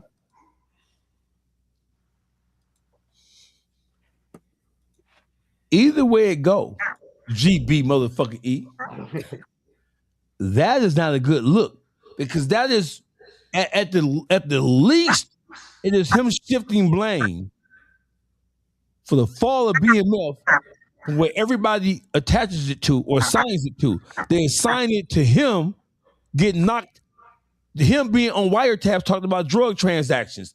That's what everybody is assigning it to. He is pushing back against that. He's saying that I wouldn't have been hot to begin with had it not been for my brother publicizing the fact that we were a drug organization. No, he got hot for being part of the TV Dick academic congregation. That's the Tender Dick congregation because he was fucking with Tonisha and her husband, the one who started the indictment. You're gonna have to explain that, brother. So you way over here now. How the fuck we get on Tonisha, bro? Because her husband, that's why the indictment starts back from 1990. Harold Mills, the one who started the indictment. Remember, Terry and it was they was dealing with Tonisha's husband. Tonisha's husband gets locked up. He tells Terry to look out for her. Terry starts dealing with her, basically on some Scarface movie. And then once he finds out or whatever, when he's locked up, he gets the telling on them. They been hot. They indictment go back from 1990. Y'all niggas been hot. Even in 2003, when they was trying to get a warrant for the White House, which was in Lithonia, they already said Terry name went back from 1990, been in 22 different DEA case files. Now, when you say 22 different DEA case files, you're not saying that he was an informant. No, you just saying his name was mentioned. Your name been coming up being as a known drug trafficker with ties to St. Louis. What is it? With ties to St. Louis, Atlanta, Detroit, and LA. Mm-hmm. You've been hot. So you're saying on the phone, and when they finally got the because remember they tried. I was telling you earlier, they tried to get a warrant to hit the White House. The judge denied it. He didn't let them get it. But then once the Wolf murder happened, they end up getting the warrant, which was on 11/17/03. They ended up getting the warrant to go in the White House. And when they went in the White House, every goddamn ledger they found in there belonged to Terry. That's which led to Playboy and Pig getting tore off with the 9 bricks. On the phone, it had everything from phones, paying for this, his house getting paid for, cars, all of that belonged to Terry. Nothing belonged to me. And those ledgers that they found in Terry's was what they found in Meech's house as well when they raided it. No, the house. That's what I'm talking about. That house. Yeah. That's the house that they found in there. All of that was Terry's stuff.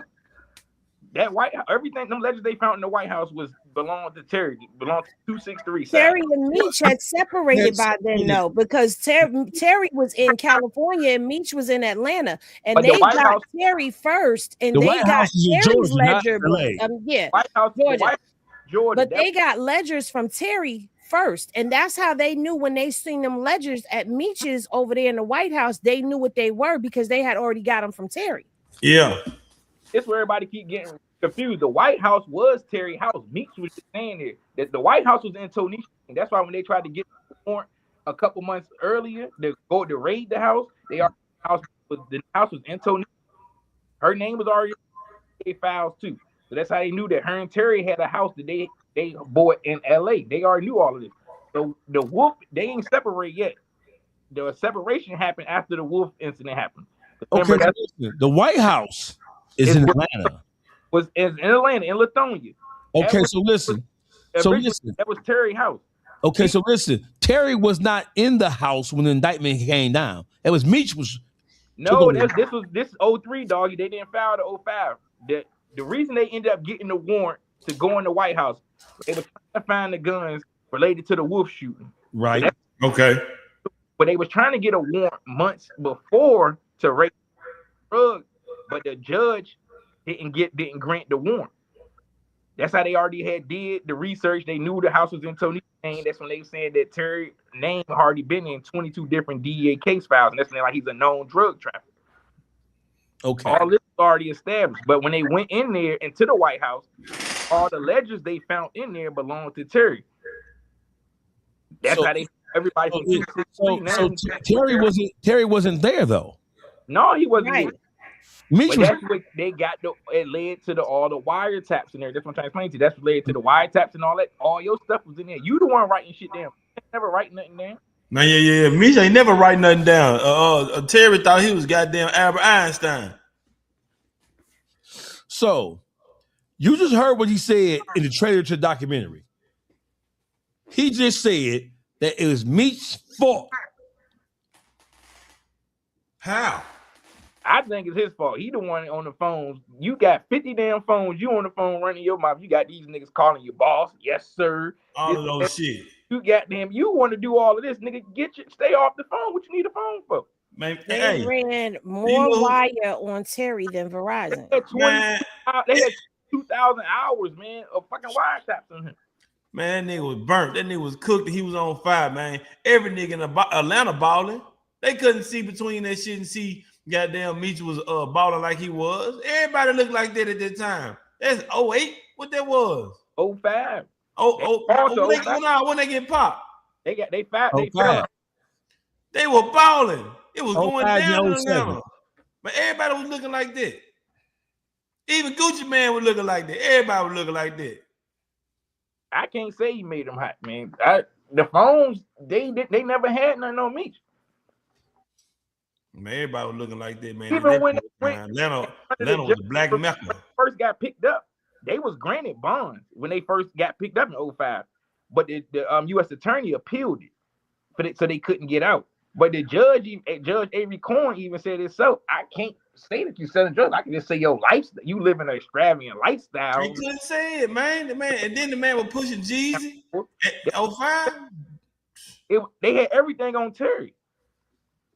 Man, Terry had nothing going on. Terry was laid up with his boo, man. Meech was down there, man, acting like what you look like when you act like a rapper.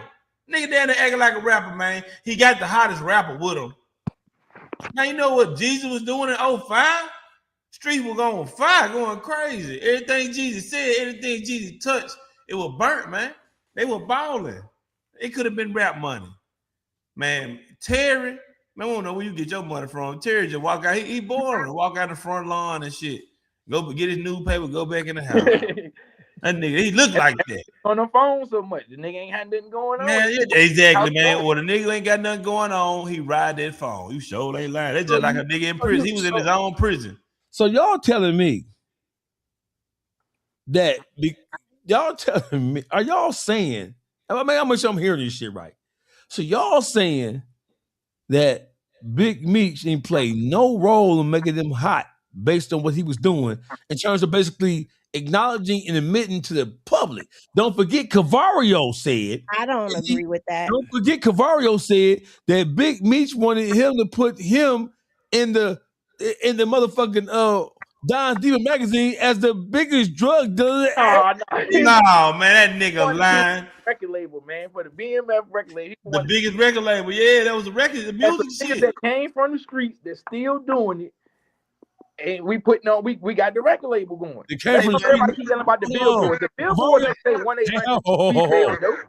But wait, the thing is, Everybody knew about Meech before they got it. Everybody. I mean, I was in Florida during that time, and we knew about BMF. They would come into them strip clubs and they would make it blizzard snow in there with the money they was throwing up in them clubs. Everybody loved when they came to town. So that flashy lifestyle is definitely going to put an eye on you. So while I don't think that Meech directly like called the police or had this incident right here. No, but you brought eyes and attention to you and what y'all was doing, which caused them to start digging. Even though I heard what you said about the whole Tonisha thing and all of that, but you can't be that flashy and that brazen and that bold and not catch the attention of at least local law enforcement, if not the feds. At that time, yes, you could. Blended in Atlanta, they blended in. At that time, it was blended in. That's what I'm saying, GB. Hey, listen, ain't that much blended in the motherfucking world? I think it was the king. You got 14 teams in there. Hey, Munchie. Hey, Munchie. Do you want to know where I was at in 05? Do you want to know where I was at in 05? Where you at, Where was you at in 05? I was in Murfreesboro, Tennessee, nigga. We were driving to Atlanta every weekend, 3 hours away, and we were going down there and fuck with them boys. Hey, that was my heyday. That was my drug dealing days. We all were blended in. I got out of high school. Hey, look here. I got out of high school 01, man. My first job was 150 pounds of Mexican weed, popcorn. That's my first job. Yeah, my first job I ever had. 150 pounds of weed. Man, you got all these Negroes driving in these foreign cars. Everybody had that shit. That's what I'm trying to tell you. They mobbing out there. Atlanta wasn't laying like that back then, bro. Yeah, you crazy, man. Everybody had that shit, man. Gucci had that shit. T.I., Carlos, Born Home, everybody. That was after them, rapping. Everybody was doing it, man. Hey, guess who else was down that motherfucker? Guess who was down that motherfucker? New York niggas? Puff Daddy. Yeah, goddamn, them niggas shaking ass down there, motherfucker, shaking hands with them people. Guess who else was down there? Fabuloso, Cameron. Yeah, that song, like it or not. Everybody was in the strip club. Atlanta was the hottest place on earth at that moment, man. The party city. That's why a lot of people was attracted to Atlanta, because you can blend in. Yeah, it was easy. It was easy, man. My sister moved down. I was going down there messing with her. Man, they were popping all the girls I went to high school with. We'd have met these BMF niggas. That's all I remember. I'm from Memphis. But you hear what you're saying? Up and down, everywhere, everybody knew about BMF. That's what I'm saying. But they didn't know what we didn't know they were the cocaine cowboys of exactly. the world. We didn't know that proving shit. My point. You are proving my point right there. Because they're drawing that attention and everybody's knowing BMF, but they don't know what they're doing, which is going to put eyes and investigations on people because they don't know where this money is coming from. Yeah, they don't know how they get all of this. They had a mirage. The mirage of where it was coming from. It was coming from the music. But the record label wasn't making that money. Jeezy never signed to BMF. Jeezy never signed to BMF. But he was the BMF. But he was the BMF mascot. And ain't no. If it weren't for Meech, it wouldn't be no Jeezy. Man, we wouldn't even know who the hell. Hey, them niggas was. I didn't know who they was until Jeezy stepped up. They had that group with Slick Puller and all. Not before Slick Puller, with the one with Puff Daddy had set up with Jeezy. Oh, Boys in the Hood. Boys in the Hood. They had Boys in the Hood and what that nigga name? Block. What that nigga name? Big man, Block. when them niggas came out and they had Jeezy in them, and they like, man, we can't sign the nigga. Why we can't sign the nigga? Man, he run with BMF. Them niggas having money already. They ain't worried about no $50,000, $100,000 deal. They were laughing at this shit. Niggas are rich, man. Atlanta was the hottest place on earth. I was there, man. I seen it with my own eyes. She was the hottest place I ever seen, man. Tammy Cowins is going to say something in this documentary. I believe so. Are we? So what do we need? So is this the documentary that 50 Cent promised us we was gonna have? No. He ain't promised shit because he said he was done with this shit. Nah, he said coming soon.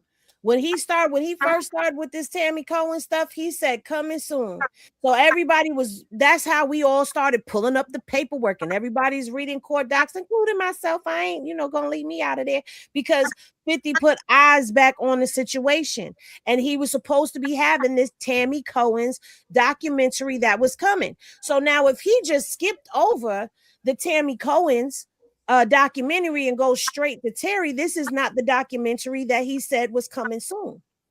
he just jumped right over that. And honestly, I feel like he owes us that documentary because there was a lot of allegations and a lot of dropping and leaking of Tammy. Because remember, he had the audio of Tammy saying all of, this is what happened and that.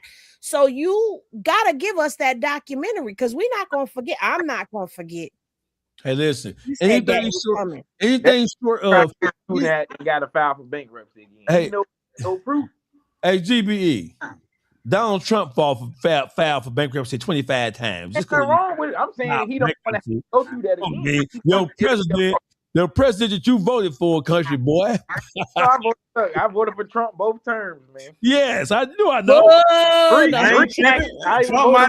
even voted for him when he lost. GBE half Mexican. He half Mexican. Me too, GBE, man. I vote for that nigga too, man. I voted for him. I feel like this, even if Tammy gets a part in here where she's speaking, it's still not going to be what he said.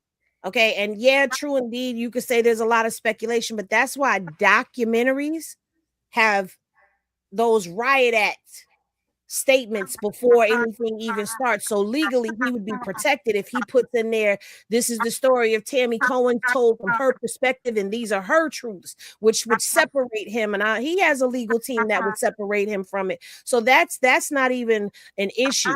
You owe us that documentary. A piece of her talking is not going to cut it because there's a whole story here that needs some untangling because it gets real tricky when you start getting into the 2010, 11, 12s of this whole story where Meech is tangled up all inside of it. You can't get around that. He's a part of this. He's actively in communication with Tammy on paper through omissions and all of that. It's there. So if you were going to give us that, give us that. I mean, I want to hear Terry's side. Don't get it twisted. I want to hear it. But you owe us that. Yeah, Terry's side of the story does not say Big Meech is a rat. So if we're looking, if what we're going to see is as advertised in the trailer, that don't have nothing to do with Tammy Cowins. So I'm saying that Tammy Cowins was brought into it because she commented on 50 Cent's post. She's in the comments. She's in the comments on 50 Cent's post. Right. Man, we can't believe shit Tammy say, man. Nah, man, she a finesse king, man. She definitely a Donnie Brasco. Can't believe shit she say. You got to take whatever she say with a grain of salt. You can't really, her word is not law. Well, truth be told, nobody's word is law in this situation. This whole thing is a bunch of crazy shit, right? Ain't nobody word law in this motherfucker. You gotta show and prove. If he don't show and prove, seen nothing yet to say, listen, it's nigga bold. Hey, listen. What Cuffy is saying may be true, but man, you country ass nigga. Hold on now. But you gotta prove it. You can't just pop at no nigga like that and call no nigga no rat without proving it. You got to show documentation. And then 50 said he had it. Right. He said he had to prove. So if you said you had to prove, you got to show it. We can't nail no nigga to the cross on Tammy Cowins' word alone. Right here. Look here, right here. Crime Entertainment. Hold on. Here she go right here. This is her comment right here. She commented on it. So this is leading us to believe, she says, Meech knew exactly what he was doing. Now that things have come to light, he's trying to step back and hide his hand. Terry was unaware of any of it and played no part in it, right? Played no part in the snitching. Yes. I have to say that. Nobody never accused. No, anybody say Terry, nobody Terry. Because I told you, they're trying to disassociate Terry. Terry did some whole shit himself, though. Nigga, when you got pulled over with the jury and got them in the fake IDs, you tell the fucking feds, I got the fake IDs because of my brother Demetrius. He did all types of shit. We say what now? I got these fake IDs because of my brother Demetrius. He be getting in all types of shit in the situation that happened in the land. What? Nigga, just take your charge for the fake IDs in the jury. He the reason. He come out, Meech the reason he got tore off. Nigga, you got Damon Thomas locked up and Jacob the Judah locked up. Explain that to us. How did that happen? Which is Kim Kardashian's first husband. He sent him to try to claim the jewelry that they got confiscated. With doing that, he brought Jacob in it because then he like, I got the jewelry from Jacob the jeweler. They tried to fix up little fake documents to show that the jewels was rented from Jacob and everything. That's how Jacob and Damon got indicted. Jacob didn't tell. Damon Thomas told though, and Damon Thomas is actually cousin. So a lot of shit that nigga Southwest T was doing, that shit ain't no. That's some bold shit he did. What you telling the people about your brother for? You talking about he got you hot, but you telling the people you got fake IDs because of him. You don't want to be caught up in what he got going on. That's documented. That nigga was fraud too, man. That's documented. Hey, Wade. Hey, Crime and Entertainment, Wade. I'm finna send you this link, Wade. Join this conversation. This is Crime and Entertainment. Yeah, that's my boy Wade, man. I like Wade. We go. Hey, Wade, I'm finna send you this link. I'm gonna send you this link, Wade. Hold on. Convert you and Henny back over, dog. We're gonna after we get done with this tonight. Yeah. Wait, what did he say? So we're gonna convert you and Doggy back over, back to Team Meech. You're not converting me. Hey, Wade. They go to the link right there, Wade. Hey, Wade, they go to the link right there, Wade. Come on, join this conversation, Wade. They go to the link right there, Wade. Come on up here and talk to us. For those who don't know, Crime and Entertainment is one of the dopest crime and entertainment podcasts out there. Absolutely. Hey, come on, Wade, where you at? And Wade just interviewed the DEA agents from St. Louis about the Cuffy. Well, first of all, hey, listen, we already dealt with that shit a couple of months ago. We ain't taking no motherfucking DEA agent's word about a motherfucking thing. About GB, you lost your ever-loving man. How we taking Tammy word then? We ain't taking her word for shit. She gotta prove it. All right, okay. We said she gotta prove it. Okay, we're just making sure. That hoe gotta prove it. That hoe got to prove it. And proving it is, send us your letters. Listen, shit unequivocally, beyond a shadow of a doubt. It's gonna always be doubt in this shit. Send us the letters or the correspondence between you and Big Meech, wherein which he is acknowledging, or you are state whether he acknowledges or not, whether you are telling him what's going on. And we know she record phone calls. She was recording all of her and Terry White phone calls, so we know she got to have some recorded phone calls with it. Well. Look who we have here. Wade. If it ain't on, Wade. What's going on? Himself. So wait, I want to introduce you to my man, CEO King Munchie. What's up, dog? Yeah, What's up, man? What's going on, man? He's one of the most scoundrels. He's a scoundrel like me, Wade. King Munchie is a scoundrel like me. So don't expect to hear nothing but scoundrel activity going on here. That's it. Hollywood Wade, don't make me call DC Black up here. Hey, first off, congratulations on your award you got the other day. Congratulations for that. You saw that, Wade? I did. I keep up with you. When a white person crazy. When a white person congratulates a black person in this political climate. Hey, when respect is due, respect is due. That's all. Yes, it is, sir. Hollywood Wade, did you see the trailer? Do you need me to show it to you, or did you saw it? I seen the trailer. Okay. And I'm looking forward to it. So you're looking for? Why are you looking forward to it? Because we've never really heard very much from Terry's side, right? We've heard countless documentaries and stuff on Meech, and a lot of stuff has been pointed out as, Terry was the one that really had all the stuff against him in the case. As loud and as upfront and as mainstream as Meech was with the billboards and all that, there really wasn't a lot of shit on Meech, as y'all well know. The bulk of the stuff on as far as like recordings, that was on Terry, but we've yet to hear Terry say anything about this. And he got out a year before Meech. Yep, a so little early.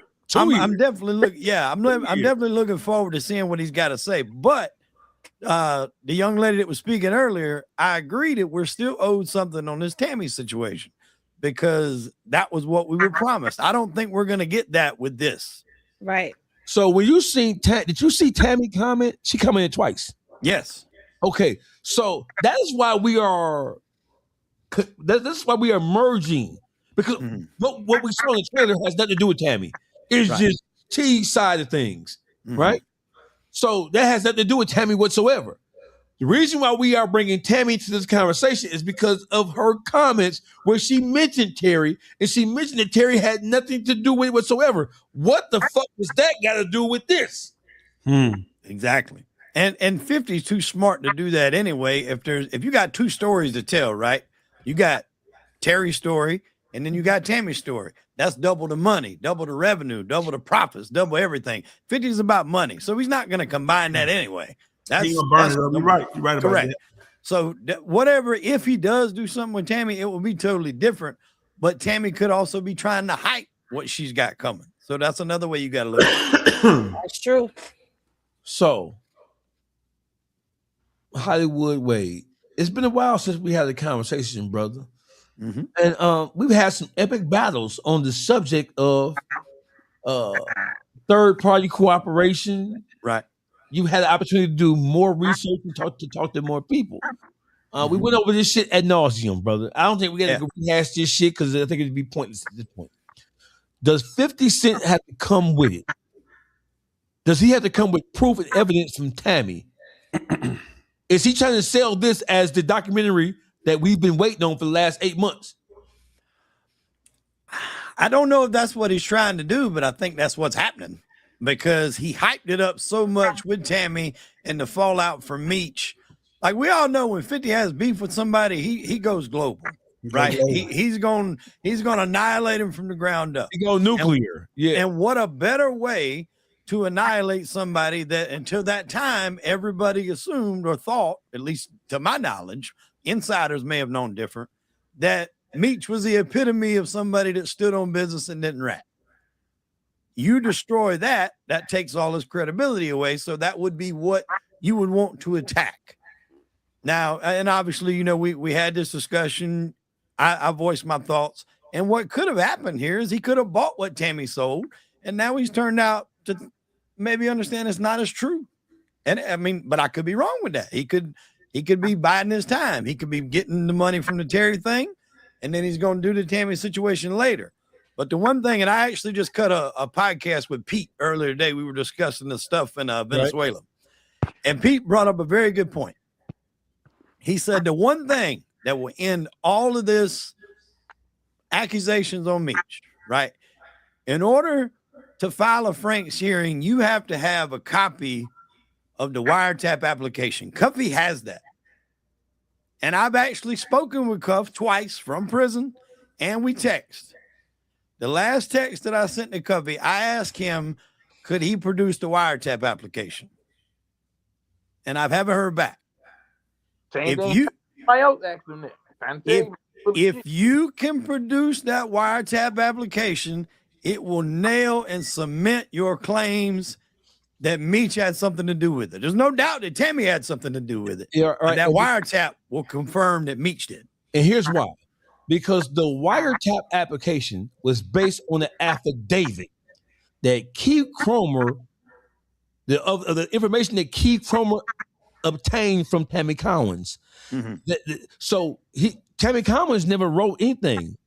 Keith Cromer dictated, after he deposed Tammy Cowins, he dictated what Tammy Cowins supposed to have said in that application. Yeah, but he would have had to have been named in that hearing. Had to be named in that hearing. Correct, and that because before that, in the transcripts or something in the documents, it might give his alias or whatever, CS22 or whatever they want to call him. But in that hearing, he would be named. So if you've got that affidavit, that wiretap application, to me, that would be like I would have been give that out. Well, so listen, so the wiretap application would spell out the information that they used to justify securing the wiretap. In the Frank's hearing, right, when the discovery came out, is it true or not true that in the initial affidavit that Tammy Cowins said that Meech is the one who orchestrated the deal between Fidel and Cuffy? I think so. It's been a while since I went over. Yeah, it's been a while for all of us on this shit. It's been a while for all of us. They said that Meech and them put they was doing drug transactions. All right. So you've done research. So the second affidavit, where they're saying that she recanted her story with a second affidavit, they then were going to use to challenge the information in the first affidavit, and if it did challenge it, they would have had to throw out everything leading to everything else that they found out. Because so what happened here is that Cuffy, he wasn't indicted for the old Suarez thing, right? But he was indicted for something totally different. During the wiretap, they ascertained other criminal elements that had nothing to do with this shit, and that's what he was eventually indicted on. That's what we're on the same page here. Yeah, 100%. It was like I think it was like a 3-key deal or something. Yeah, it was totally separate from the Suarez situation. We're on the same page. We're not saying that he was ever indicted. We're saying that they were granted a wiretap, and during the wiretap, they found out other information about other crimes that had nothing to do with this. Yeah. So the reason why he wanted to challenge the wiretap within and of itself was because if the wiretap was, if the authorization for the wiretap got threw out, if the affidavit and the motion got threw out, then they would have to throw out the evidence that the other evidence that they used to bring him up on charges for crimes outside of what they was originally granted for. Correct. Okay. Hollywood Wade, what does this do? What if Terry comes out and says, God knows what about Meech? What does this do to the city of Detroit, and what does this do to the legacy of BMF as a whole? What did Pete say about this shit? Well, like I said, we discussed the Venezuela situation today and kind of more of the deep-rooted reasons of why we went over there and done that. But I think with the legacy, right, the legacy is what it is. It will a BMF as a whole. You know, they did things that probably will never be duplicated, you know, in the United States. I wouldn't think. But it definitely will hurt Meech's legacy if Terry comes out and completely, you know, goes against everything that Meech said he stood on. You know, they had their fall. Have they even spoken? Have they been in contact since they've been out? There's no evidence. We're saying no. We're saying no. No. There's been no social media likes. They don't follow each other on social media. There's been no comments. There's been no sightings of them. So largely the last time these two guys could have spoke was before they entered that plea deal agreement. Yeah, I think they jumped off the ship a long time ago, man. They ran into each other on transit on the on Con Air one time. That's the last they seen each other in person and talked. Oh, really? Okay. Yeah, but you know, man, Meech was pretty fed up with Terry. Terry always been a backstabbing scoundrel, man. You know what I'm saying? He always playing with the dope, messing with the work, stealing money. You know what I'm saying? Running his bag up higher than his, undercover, just a whole bunch of undercover bullshit. They wasn't even hanging anyways before the nonsense. They wasn't cool. So because that's what prompted the fallout, right? Was Terry was cutting it from California. Yeah. Cutting it, making a dope week, and then and making 2 and 3. He keeping 2 and sending 1. That'll may have pissed me off too. Yeah, put hands on this nigga, man. You can't take the goddamn Munchie nowhere, man. Hey man, we cut that. So you mean to tell me you get 1 brick, you turn it into 3, you keep 2 of them and send me 1? You dirty motherfucker. That's called the Memphis Special. That's called the South. You right about that. We're gonna tap dance all over this. Baby powder. It don't buy no dope tip for Memphis. But I did enjoy interviewing those cops from the St. Louis though. They cued me into a lot of people that I didn't really know about in St. Louis and just how big some of the guys were in that area. That was a good podcast I did with them guys. Yeah, I checked that out. Well, those the cops who slammed down on them in St. Louis, who took them down, took down Terry. Yeah, their podcast, I think it's called The Brighter Side of Blue. Is their podcast? That's the name of it. Yeah. Terry was balling too now. They keep showing that Terry was quiet and doing this and doing that, man. He just was a dirty man, because he was coming out here to Houston, Texas. He was balling, man. We used to bump to see Terry out in Houston, man. Had a house out here in Sugar Land. Had a big ass house out here in Sugar Land, and they found I think 70 million in that flow. You know what I'm saying? At Sugar Land, Texas, Terry. We know you was out here, man. We see you all the time, man. Yeah, it was going down at the moment. It was going down. All right, so listen, Rainwater tapped in. Rainwater wants to join the podcast. Who? Rainwater.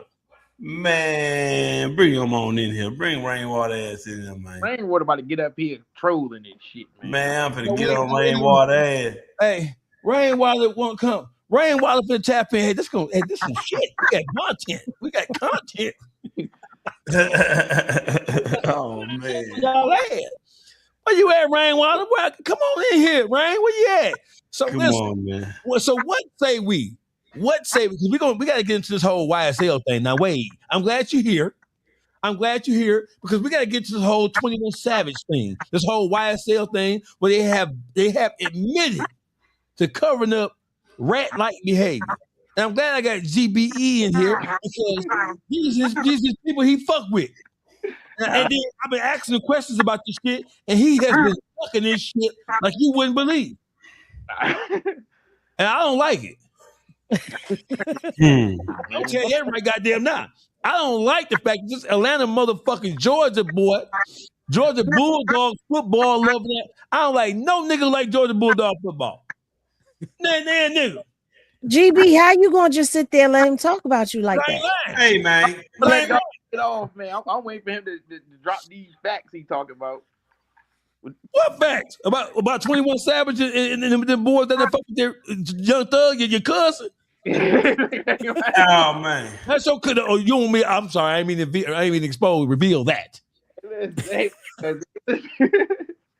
I ain't mean to reveal that part, GVE. Look, man, you dog, you can't speak on the SEC now. Who can't? You can't. You ain't from around there, nigga.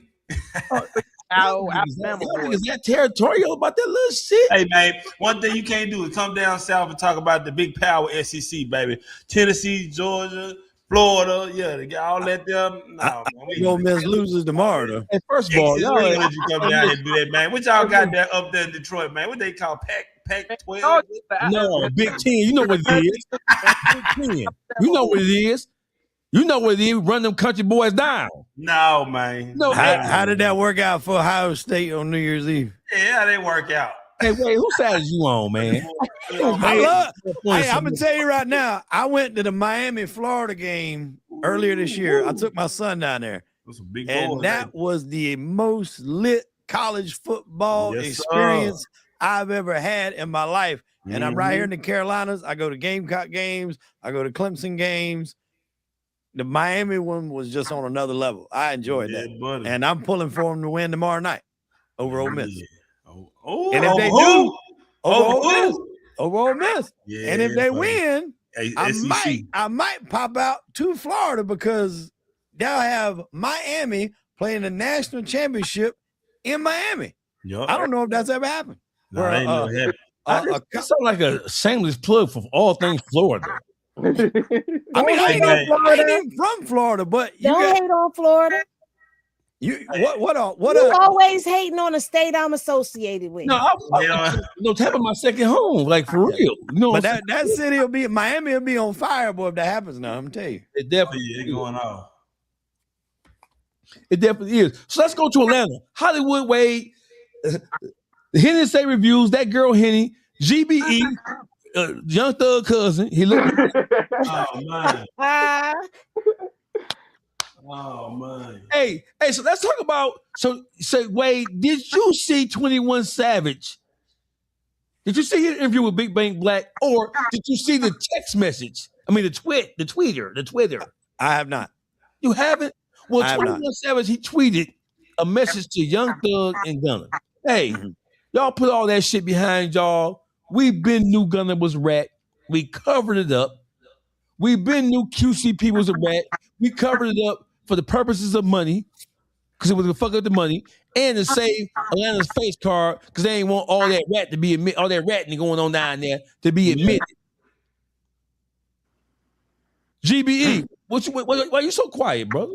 I'm letting you talk. I ain't know if you was done that. I'm done. Everybody, man, I don't condone the Gunna situation. We already know QCP was a rat. Them niggas selected politicking. I mean, I don't know what else people want to say. Select the politicking, man. So no, you ain't getting away like that. Why did 21 Savage come out with that tweet and admit and acknowledge? So we already knew that they knew. Because everybody trying to act like Thug is tearing the city apart. Because he expressing his feelings about them niggas going bold on. But he has. He can't go bold, dog. We can't do that, man. That was a play. Them internet niggas that ran, Seti Nash and them that ran on him. Oh, he gave the police his phone number. That same interrogation video when it dropped in 2023, them niggas was praising Thug for. I need a friend like Young Thug. He stood tall. He ain't tell them nothing. Then all they did was just release the audio to it, which we know Seti Nash and them paid to do it to run the play. They already came on and said they ran a play on Thug. Mm-hmm. Well, y'all know, Yak Gotti got out of jail yesterday. Finally, YSL. Everybody saying he read it. We don't know. I don't know yet. I'm gonna look into it, Yak Gotti. We're gonna see what you got going on. So GBE, are you saying that Thug's interrogation video wasn't? Are you saying you trying to do some Donald Trump shit by saying our eyes and ears lying to us? Man, he ain't tell on nothing in there. He didn't tell on Pee Wee. Pee Wee wasn't even the one who shot the fucking bus up. He didn't even tell on them. All he said was y'all said Roscoe shot the bus up. Who went to jail for shooting Lil Wayne's tour bus? The judge forced Roscoe to take a plea on it, which That's why I asked you. I asked your ass who went to jail. Roscoe was charged for it. Okay. And Thug didn't say in the interrogation interview that Roscoe shot the bus up. Do I gotta pull it up? Man, pull it up. He said that y'all are saying that Roscoe shot the bus up. He said, what the fuck would Roscoe do that for? Roscoe sell Wayne weed. Is weed selling in Atlanta legal?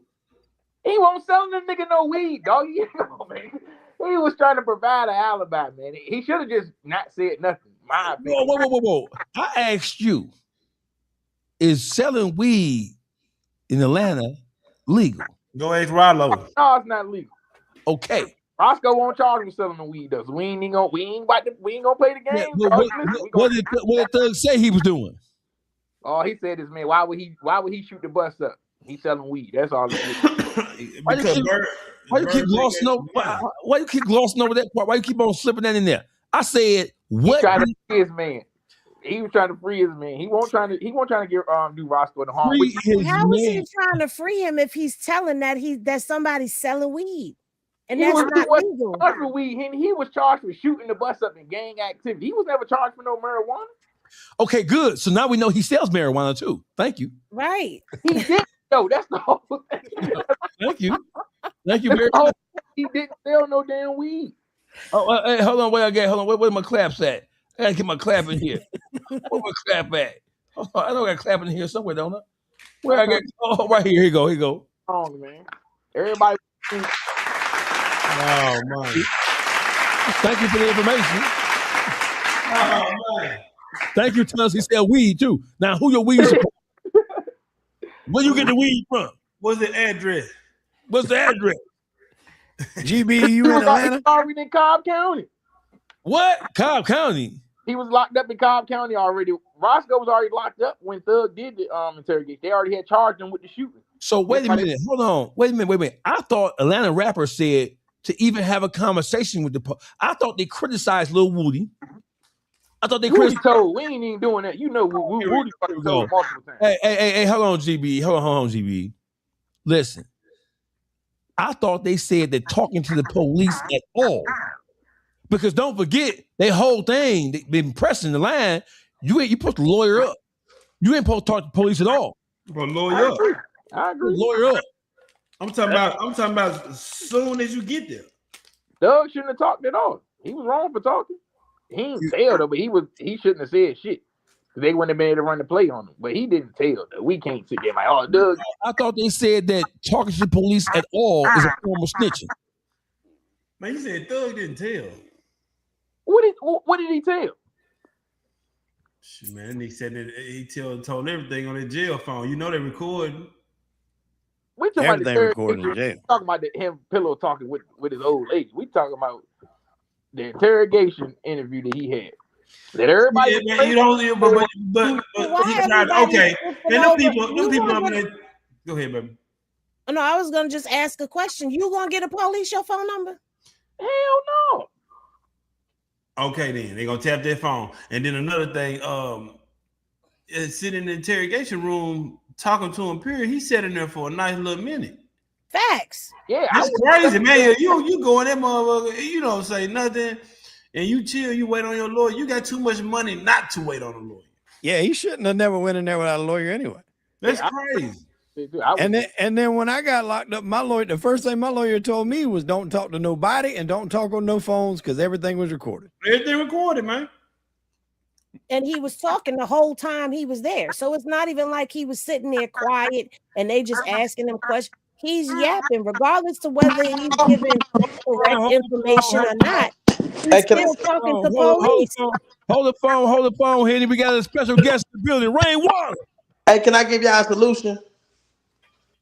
Y'all conversation is fucking boring. That's why y'all ain't got more than 100. Nah, nigga, you fucking boring, red ass nigga. Fuck out of here, nigga. The biggest rat in Dallas, nigga. Fuck you talking about, nigga? You the biggest rat in Dallas. Stop. Shit, nigga. I know you, nigga. Yeah, see your King Munchie know you, nigga. I know you a rat, nigga. That's why you let that nigga beat you up. You got that bitch ass nigga DC running plays on insurance, nigga, trying to get that 300,000, nigga. I know you, nigga. Yeah, we keep bumping into each other. You keep bumping on the platform when I come around, nigga. You did that same shit when I was on No Jumper, nigga. Nobody trying to hear that shit, man. Yeah, hey, listen. Don't call finesse, nigga. Well, don't call us, nigga. Listen, you almost 50-year-old talking about with a rat. 50 years old, nigga. You crazy? Nigga, I'm rich, nigga. Fuck you talking about, nigga. Your house ain't bigger than mine, nigga. What you talking about, nigga? Your house ain't bigger than mine, nigga. What? Walk around. And I got the deed to this motherfucker, nigga. And I got more cars than you, nigga. Fuck you talking about, nigga. This is a second floor. Fuck out of here, nigga. That's cheap. Country shit, nigga. I'm downtown in prime real estate, nigga. That's cheap. What you talking about, nigga? Cheap ass house. Nigga, you grab that, nigga. I'm 700 in, nigga. Prime real estate, nigga. I'm 1.8. I'm 1.8 million over here. Nigga, shut up, nigga. If I bail you out of Houston, nigga, shut the fuck up, nigga. If I put you out of Houston, I bet you I can. And I bet you gonna go to the police, nigga, fucking with me, nigga. Chump ass, nigga. Fuck out of here, nigga. I run southwest side of Houston, nigga. You can't come around, nigga. I catch you at Pink House, I'ma bomb that motherfucker. Fuck is you talking about, nigga? Yeah, get your bitch ass on. Sucker niggas, man. We gotta keep them away, man. All that, come on here, man. Y'all bored, nigga. Fuck out of here, nigga. We don't need you over here, nigga. My bad, dog. As we were saying. We're gonna clip that out. Clip that in. We're gonna clip that out. We're gonna put that all over there today. That's at 2 minutes and 5. That's at 2 hours and 5 minutes. Oh yeah, we write that down. Better get his bitch ass on. I'm telling you, man, come over here with all that soft shit. Every platform I get on, dog, that nigga pop up on that mother. That nigga called in No Jumper. I'm on No Jumper doing 200-something K views talking about this bitch nigga, and this nigga called in. Whack phone, want to get on. Man, nigga, I don't even know you like that, nigga. Man, all I do, that nigga rat, man. And he was there when that boy got killed the other motherfucking day. He standing his car right there. I see this car in the video. Your car in the video. Your car in the video, Rainwater. Fuck out of here, nigga. Munchie, it's called Wooside, brother. Wooside, brother, man. But I ain't gonna let no sucker nigga come on the platform. Okay, let's get back to this motherfucking YSL 21 Savage. Hey, GBE, why you put your face in the phone? Oh, I'm here. Oh, so you saying is you or is you ain't saying that when 21 Savage acknowledged and admitted that they been knew Gunna was a rat when he ratted the first time, and that they knew QCP was a rat, and they covered it up. They was rat harboring. But at the same time, they was rat harboring. They was making songs dissing other rappers and calling out other motherfuckers in the culture for doing the same shit that they was doing themselves. They do what a lot of these niggas on the streets do. Hey, these niggas are right over here. Hey, this nigga got a bag. I'm gonna fuck with this rat. I ain't gonna call him a rat. That's selective politicking, man. Everyday thing in the inner city, man. Hollywood, Henny. How? That's what they're doing. Hey, Henny. Huh? What is your take on? She's still in the damn shot. Shake out of there. Get out of there. Hey, they say, hey, look what he say. Look what he say, Munch. It say, dog been around Dawgface too long. He cursed motherfucker. I just like it. God damn. Dude been around Dawgface too. Bro, I just met this nigga last week, man. Right. I ain't responsible for this shit he do. I ain't responsible for this shit. Woo wee. Say woo wee. I was gonna let him talk. He come on here. I thought he had something nice to say. That nigga called a nigga boring. Nigga, fuck you, nigga. Well, to bring up something, GB, you said selective politicking. Podcasters are falling up under that scrutiny too about platforming informants and things like that. And I'll give you this take from my side, right? Do I condone snitching and cooperating? Absolutely not, 100%. All right. No. But from a content creator's perspective, you're not going to be able to get a better story from someone that didn't cooperate, because obviously if they didn't talk and they never cooperated, unless they went and done their entire bid and got out, which is very few people, you're not going to have nothing to tell you. And even if they did do that, they're not going to incriminate other people. So, like, for instance, if y'all know Joey Merlino, right? Yeah. Most people's probably heard of Joey Merlino, the alleged boss of the Philadelphia crime family. When he went on Vlad, there was not a lot of information in that video because he couldn't talk about it, right? But if you go to watch anybody else that went on Vlad, Sammy the Bull or whoever, they can give you all this information because they did cooperate and they were there. They're not blowing it out of proportion. Sammy Gravano was the number 2 guy under John Gotti, so he was there for a lot of murders. He killed 19 people, so he's got a lot of information to give. You're going to get more of the story from people that cooperated, but just because you platform them don't mean you condone it. Hold on now, we got Rainwater back in the building. That's true. Hold on. I'm back. I had a phone call, Boosty call. Okay, hold on. How you doing tonight, brother? You all right? I'm blessed out here, just sitting here, just in my house, just twirling in circles. Okay, twirling in circles. We're happy to welcome you to the platform, brother. Yeah, Dawgface, this show was boring. Oh, that's what we do. We put on boring content. We talk about some of niggas who told on some shit. Yeah, so stop. So Dawgface, let's speak about it, okay? Okay. Let's speak about it. So, what's the point of people telling on people where Bun B did it? He did. Zero did it. He did. And like when you get to a certain age, Professor Bun B. Professor Bun B did it. No. This is still Bun B. You can't move the goalpost. You can't move the goalpost. Listen. Bun B ain't never said he was no gangster. No, Bun B was a part of the UGK. And Underground Kings. And if Pimp C was alive, it was dead. It was gone. If Pimp C was alive, there's no way Bun would have did what he did on that stand. After the guy No. Stop. But listen, we can't move the goalposts. Like we ain't. Like Bun had talked about street shit. Yes, he did. It is rap shit. Bun Yeah. Bun was on there. He had a pocket full of stones. Okay, you talking about an old young Bun? Then he went to school, man. Got it. Yeah, that don't matter. Listen. Oh, exactly. So look, Zero did it. That nigga snitch. Yeah. So listen. Let me tell you like this, young man. If you ain't realized, the streets ain't the same. And if a nigga got too much to lose and want to grow and raise his kids and grandkids, he ain't in the streets no more. So why is you still talking about who's snitching, who not snitching? You should be talking about who buying land, who's selling land. Who buying land? That's what I'm saying. You can't tell me nobody buying land. It's all on Zello. It's all on Zello. Listen, I can go in my backyard and show you 20 acres.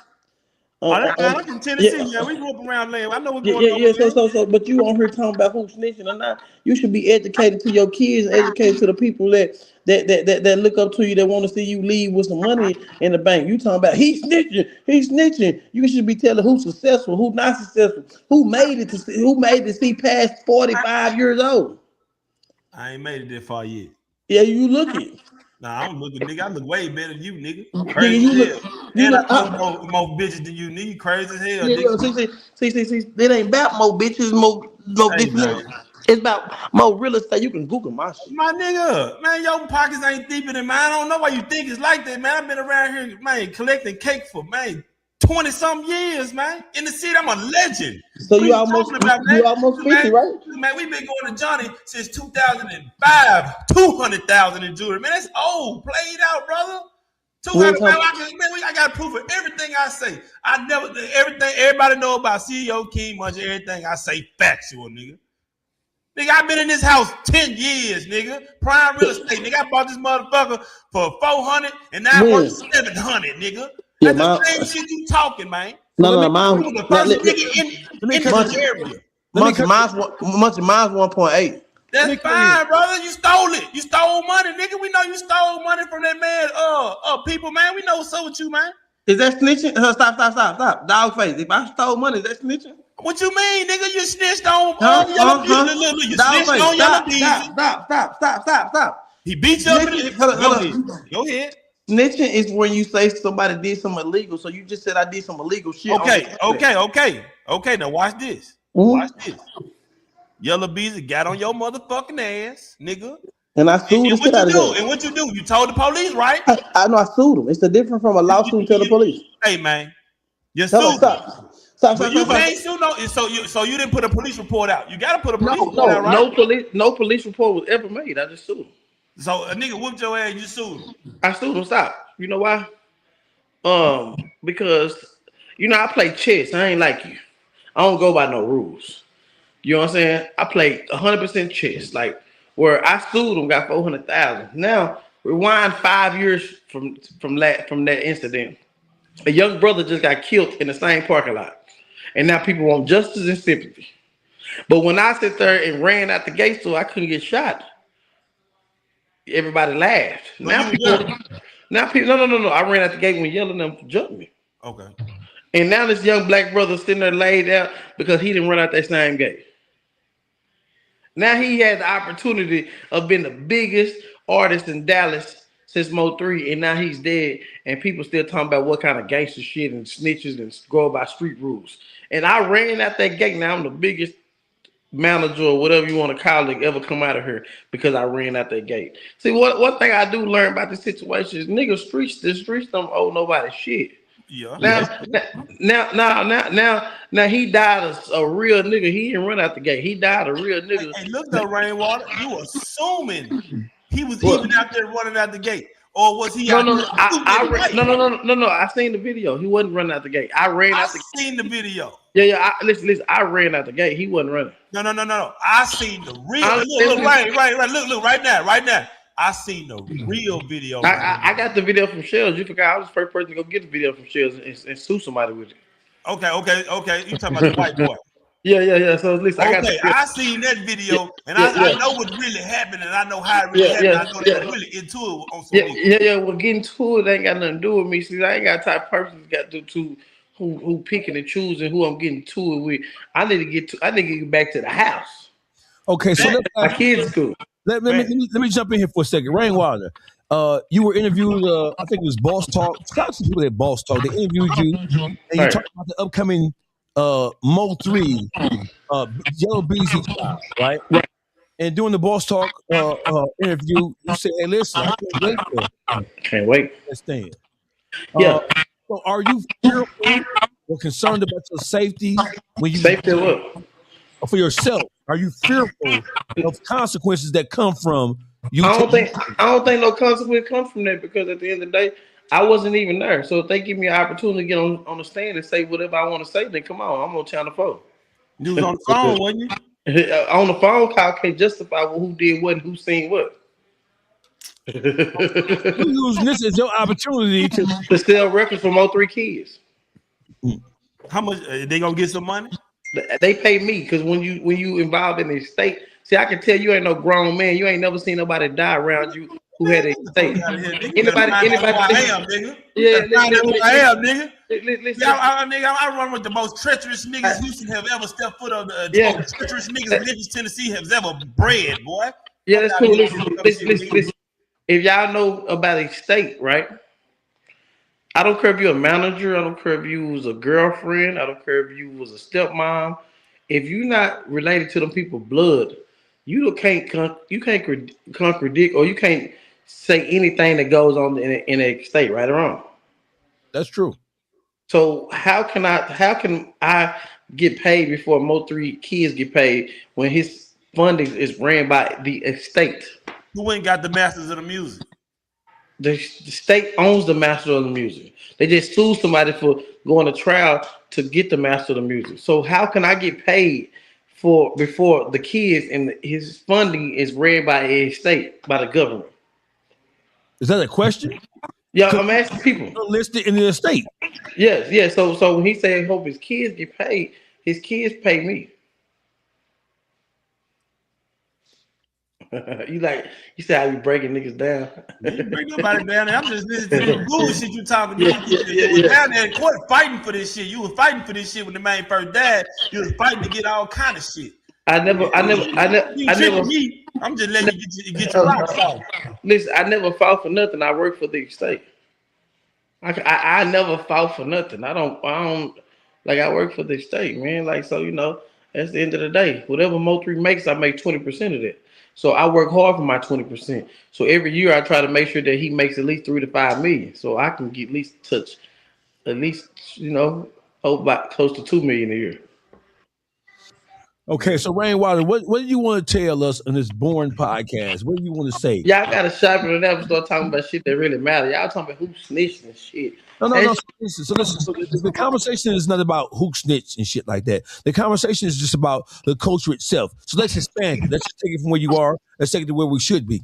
So it's about rappers specifically. We talked about we mentioned about the Big Meech and the whole Big Meech thing, the 50 Cent thing, but this conversation now that you came in on is about the current state of the city of Atlanta and how the Atlanta elite artists have been pushing and promoting anti-snitching, anti-ratting, anti-this, anti-that. And then we have just discovered that they themselves have been violators of the very same thing that they have been pushing to the culture was a violation. So what say you about what's going on in Atlanta and how they have covered up snitching? Which I really don't understand. They just made their money and they finna do a reset. So, we should be talking about how much money they made. I mean, them people got $400 million for one record label. We talking about snitching. Who got $400 million from a record label? QC, when he sold QC. Yeah, man, that's QC a little baby, man. We talking about goddamn Thugger them. They ain't finna reset. Nigga ain't finna go, man. Listen. We talk about Thugger. Man, now I already don't listen to the nigga. Listen. Let's talk about Thugger. Thugger then was involved in a lot of murders and shootings. And he got out to get a second chance with Gunna. Thugger make a bunch of money off Gunna. So that nigga came home with about 25 to 50 M's. Really don't matter. His kids is great. We talk about Lucci. We ain't never seen somebody convicted of murder, go on a mission, partner die, throw him out the car, come home, get 25 years, come home in 3 years, and living his best life.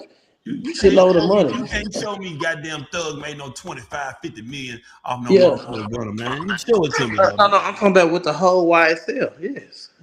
Thugger got 25 to 50 million. Thugger got money. So worth? No. We talking about, listen, if Mo3 makes, let's say Mo3 makes about $200,000 a month, right? Don't you know Gunna close to 500 to $1 million a month off his back catalog itself, which is owned by YSL. So let me ask you a question, brother. Do you think that after they have been exposed of doing the same things that they have criticized, like for example, everybody in Atlanta, all the rap elite in Atlanta criticized Kodak Black for taking $1 million for a verse from Daniel, from what is his name, 6ix9ine. So they criticized him heavily. They criticized everybody the world over, from Boston Richie to whoever else was accused of being a snitch. But they have acknowledged that they themselves are hypocrites because they have been covering up the snitching going on in their own city. But it's part of the game. The snitching shit started in Detroit. Really? That's funny. How did it start in Detroit? Come with that. The white boy Chris, what's his name? Rick. White boy Rick. White boy Rick made it okay to tell. And how was that? Because white boy Rick, when he got whipped down, he told niggas at BMF told, all through the history of Detroit, and it just sprinkled down to the south. Okay, so watch when this. Detroit niggas started moving to Atlanta. Okay, so can I one thing you can say, the white boy Rick didn't get a benefit from snitching. He actually got it worse than anybody else. He was the longest serving inmate for a nonviolent crime, I think, ever in the history of the country. But let me answer that, because that's funny. That's some good shit. I ain't had it. Hold up. Let me tell you this: the dude that killed all the people that Boss Talk had interviewed, what's his name? That was what's the dude? Old man. He killed by. You mean Big D? Big D had interviewed the dude with the killer. It's a lot of murders I done seen that came out that Detroit that didn't get a life sentence. Okay, so listen. So let me help you out here. When you said that all this telling going on in the country started in Detroit, drug trafficking didn't start in Detroit. If you want to talk about where telling started at, you got to go. You got to go to the big state of New York and deal with La Costa Nostra. The whole RICO Act, as a penalty, started in the great state of New York. And then when they go to next, New York. Take your L. Started in New York. Take your L. Johnny Brasco, one of the biggest snitches to ever do it. Oh, I get you. Please let me cook. Johnny Brasco was a constant. Whoever, let's get this shit straight. In the world of criminal activity, bro, no grown man thinks that a nigga just because we know that ratting has always been a part of crime because motherfuckers don't want to accept the consequence of their actions. So that's not a Detroit thing. That is a criminal thing.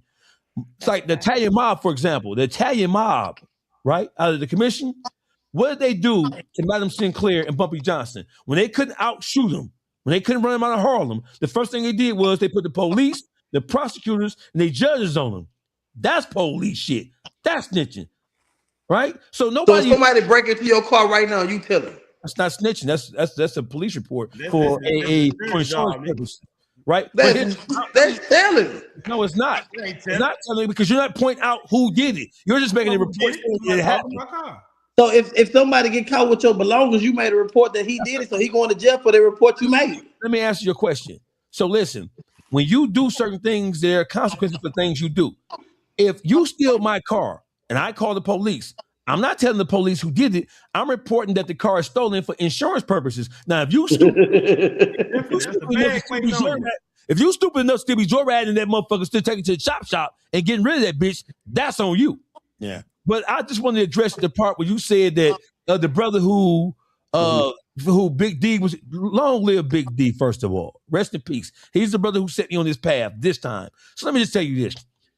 There are rats all over the country. I'm not saying that there are rats all over the world. You have cartel members who give up black people in exchange for leniency and citizenship into this country.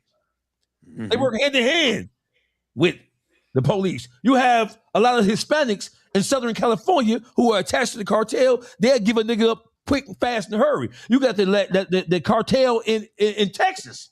If they get popped, they're going to get your black ass up and trade you out and call swapping the nigga out. So let's not just say, I'm not even mad at you for trying to get up on Detroit like that, right? Because wherever you see... Are you from Detroit? Yes, sir. Wherever you see criminal activity, you're going to have niggas ratting because niggas don't want to take the responsibility for the shit they do. So have you ever been a rat in any kind of way? I ain't ratting on the motherfucking thing. Ain't gonna rat on the motherfucker.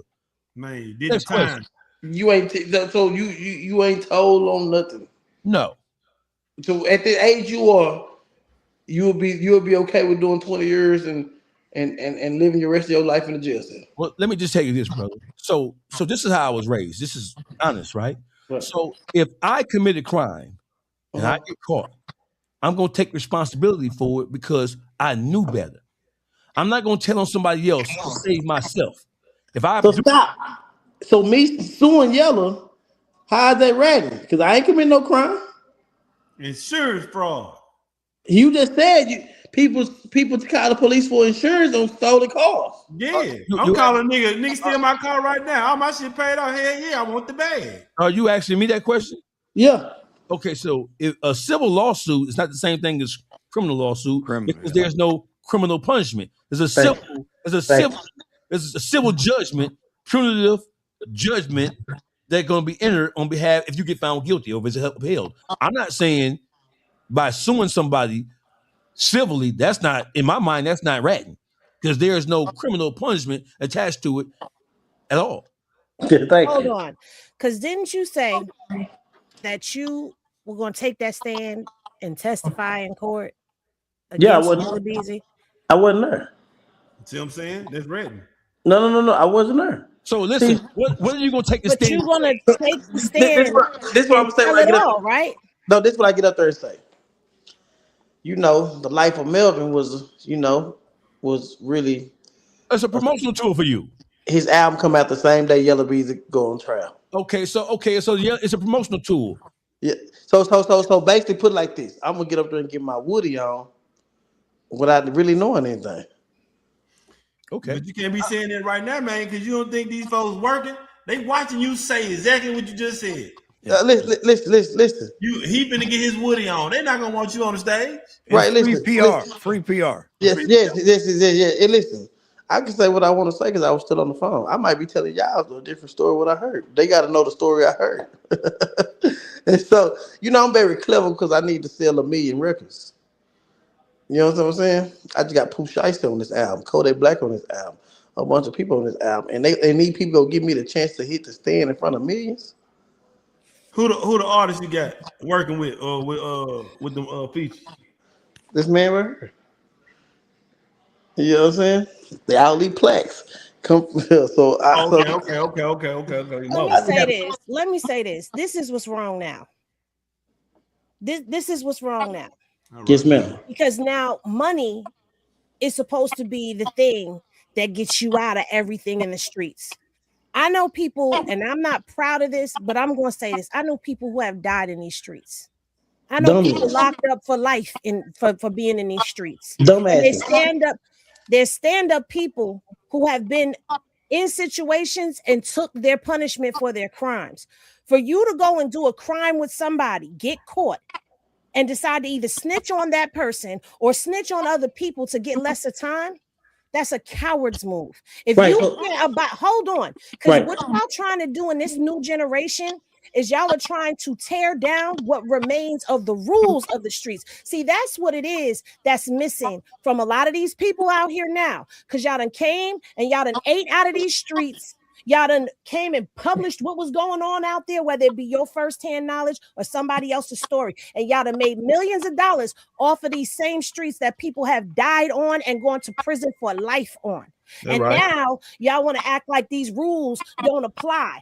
The streets had rules, whether anybody wants to acknowledge them or not. There was rules, there was codes, there was ethics, and there were morals. Nobody has morals right now. Nobody has respect of self. Nobody can take accountability for their shit. So you take a coward's way out and you snitch. Then y'all try to cover it up with money. Because a stand-up nigga is a stand-up nigga, whether he got $1 million in his pocket or $1 in his pocket. Question. And that's something that people are trying to push to the side like it don't matter. I have a question. Listen, I'm not trying to be a stand-up nigga. I'm trying to be a good father. Stay out the streets and no. Listen. You know how many niggas done died like some goofies and left their kids raised with no daddies? You know how many people done died and went to prison and they kids and they little girls ain't raised with no daddies, so they gotta go listen to a nigga who's a pimp to make them sell their pussy? They some dumb ass niggas. What was their daddy out there doing? Getting money to feed them, right? No. Money to feed them. He should have got a job. He should have got a job. He should have got a job. You're a civilian, so you don't know what it means to come home and have an F on your record and you can't get a job. You don't know that struggle. He should have got a job. You live a life of a pimp, so right? you will never understand that job. Let me cut in. Job, man. And I'll never respect nobody who eat off the streets and have an attitude like that. Never. Working jobs. This whole generation, this whole motherfucking generation right here, this new generation right here, ain't none of them motherfuckers working a job. The internet job. So let me ask you a question, Rainwater, right? Thank you for coming on the show. I love you, sir. Love you, hate you. You got a position. So listen, how did losing Mo 3? How did it affect you personally? We know how it affected you professionally because he was growing to be one of the biggest artists in the country. How did it affect you personally, and when it happened, and how have you been able to cope with it and deal with it since his passing? I was on drugs. When it happened, or after? After I kept moving and moving around, and then not coping steady with it, But it taught me a lot though. And on that, I believe Mo3 one of the baddest street niggas that I've been around. I was around him for years. Like Bumpy Johnson was around. Like Bumpy Johnson was around Frank Lucas. And I realized the streets ain't got no loyalty. When people die, they people move on and try to survive. And I was stuck in one place for a long time. You know what I'm saying? Mm-hmm. Because I thought that was the solid street shit to do. That's my partner. Whoever he beefing with, I'm still beefing with to this day. And that's why people move on in life and be successful. So I was just stuck in a situation at one time. I missed out on Big X the Plug because he wasn't part of Mo3 Circle. And I was still trying to put on Mo3 Circle. And Big X the Plug was begging me to fuck with him. I'm like, nah, you ain't with us. And I missed out on millions. You know what I'm saying? Mm. So I learned the lesson with this situation where you got to separate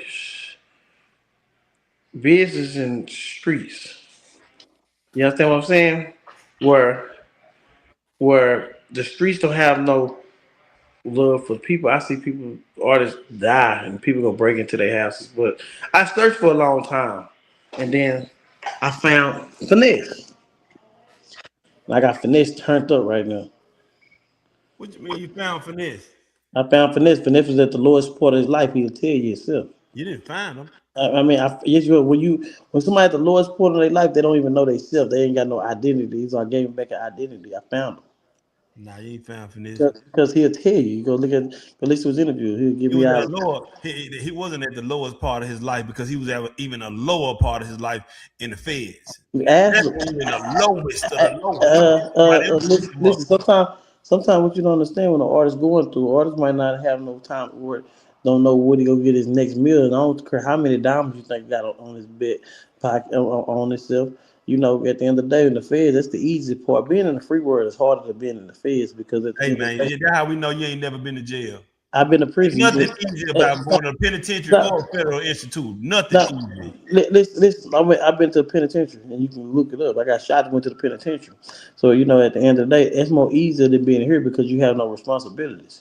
You can sit in the penitentiary. I can lay up and sleep all day. I go work a bullshit ass job and still eat a healthy, good ass meal and get full and go back and lay down. Now that sounds like you was at daycare.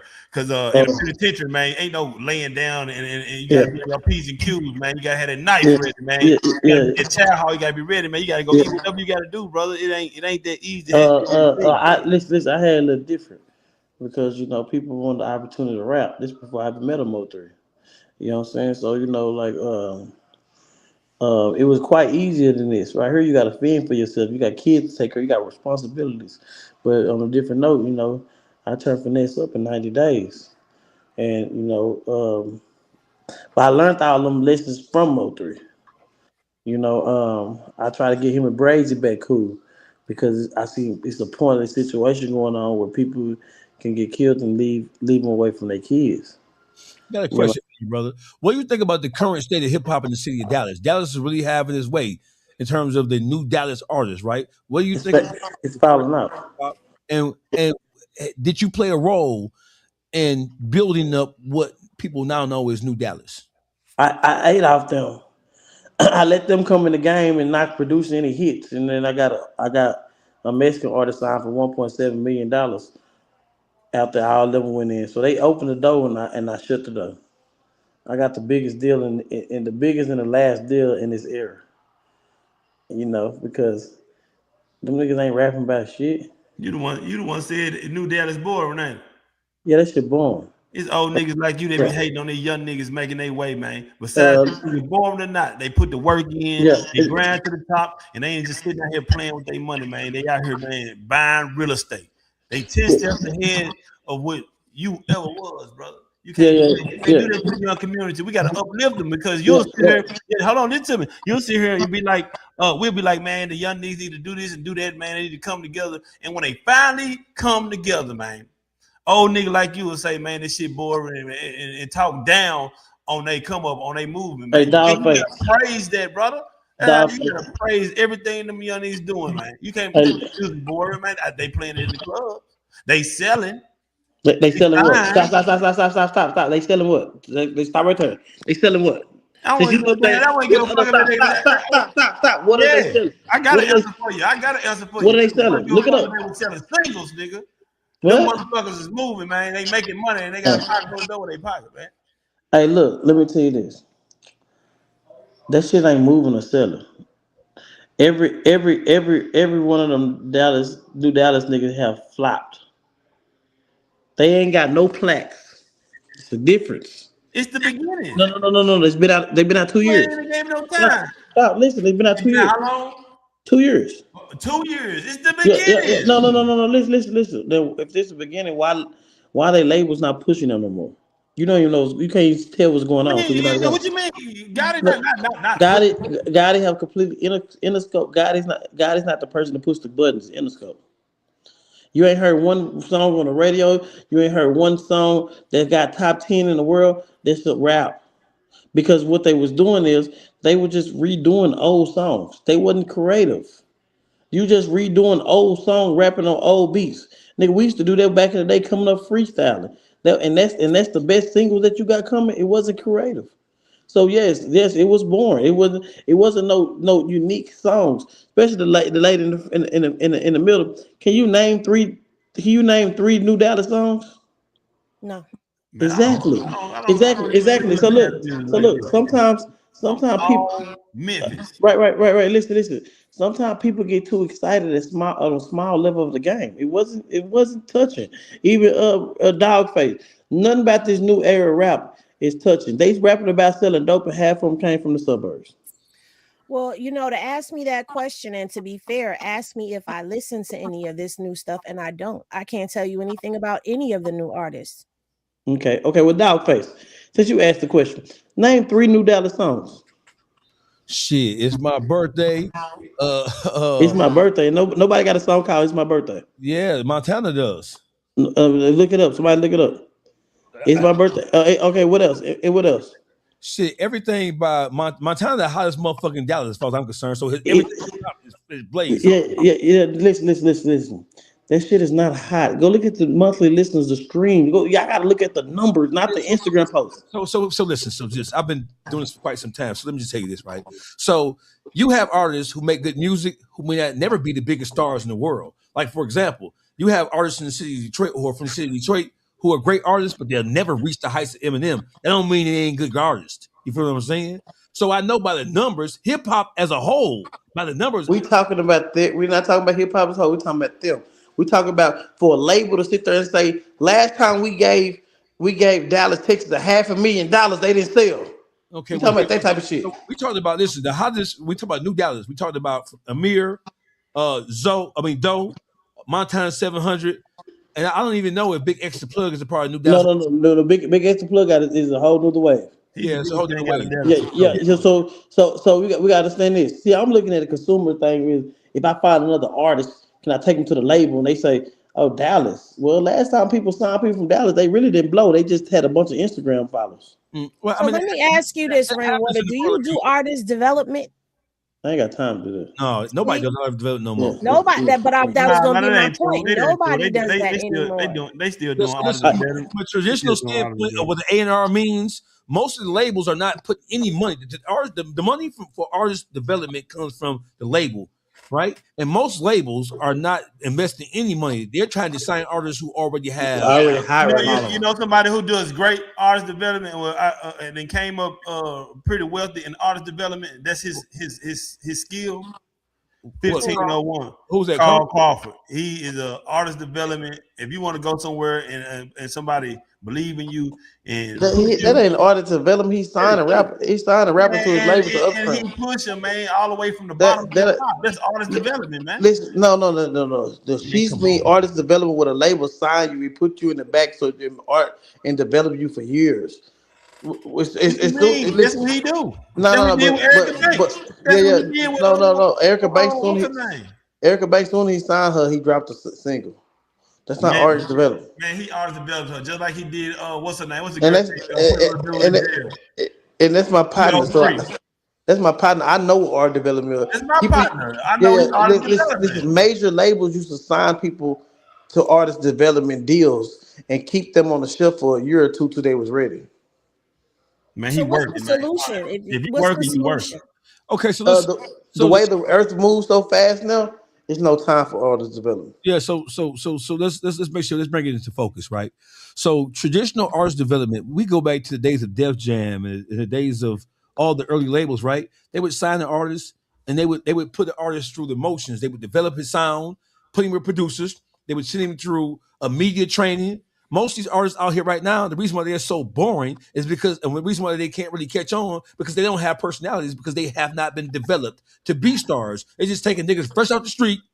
All they know is violence and crazy shit and throwing them on TV and throwing them on YouTube and throwing them in the booth. So that's why you have most of these artists don't have any longevity, because they're not making music that lasts the test of time, because they haven't been developed. They're telling their singular stories about their singular situations in their singular cities, and none of that shit has any real shelf life to it. Right. And then you get them in an interview and they can't talk. They don't know how. And that's why interview-based style platforms on YouTube is trending downward, because one, the artist's not gonna tell the truth because they're connected to all the fuck shit. They're never gonna tell the truth, and they don't even know how to talk. They can't string together a coherent sentence. They're boring. That's why Gillian Wallow is doing other things other than interviewing these niggas. So I get it. I understand. Content is king now. YouTubers and podcasters are making more motion than motherfuckers who rap. You ain't lying, because that's why I ain't worried about no damn rap shit. Ain't no money than niggas who rap. Ain't no such thing as a podcast in a 360 deal. No, you get everything, 100%. And so this is Dawgface. I get money out of rap. I get money out of podcasts. I get money out all of it. And you own, and like owning your masters, if you own the channel, you're going to get all the revenue from that forever. And it's always going to be out there. Across multiple platforms, because not only it's not just YouTube. You have YouTube, Instagram, TikTok, and you have Patreon. I make my money on Patreon and I do on YouTube because I'm monetized from day one.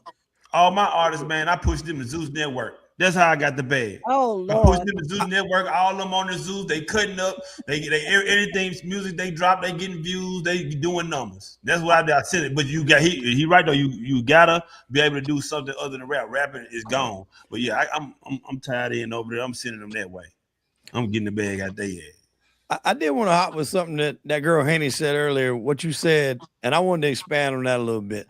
I think that the reason why people focus so much on if people ratted like Meech or whatever is because being stand up and loyal and true to the streets, whether it's the game, the mob, or whatever, is so fucking rare to see that, and to people to stand on their principles and their codes, that when you have somebody that you think did that and you find out that it could have been a lie, it just breaks your fucking heart.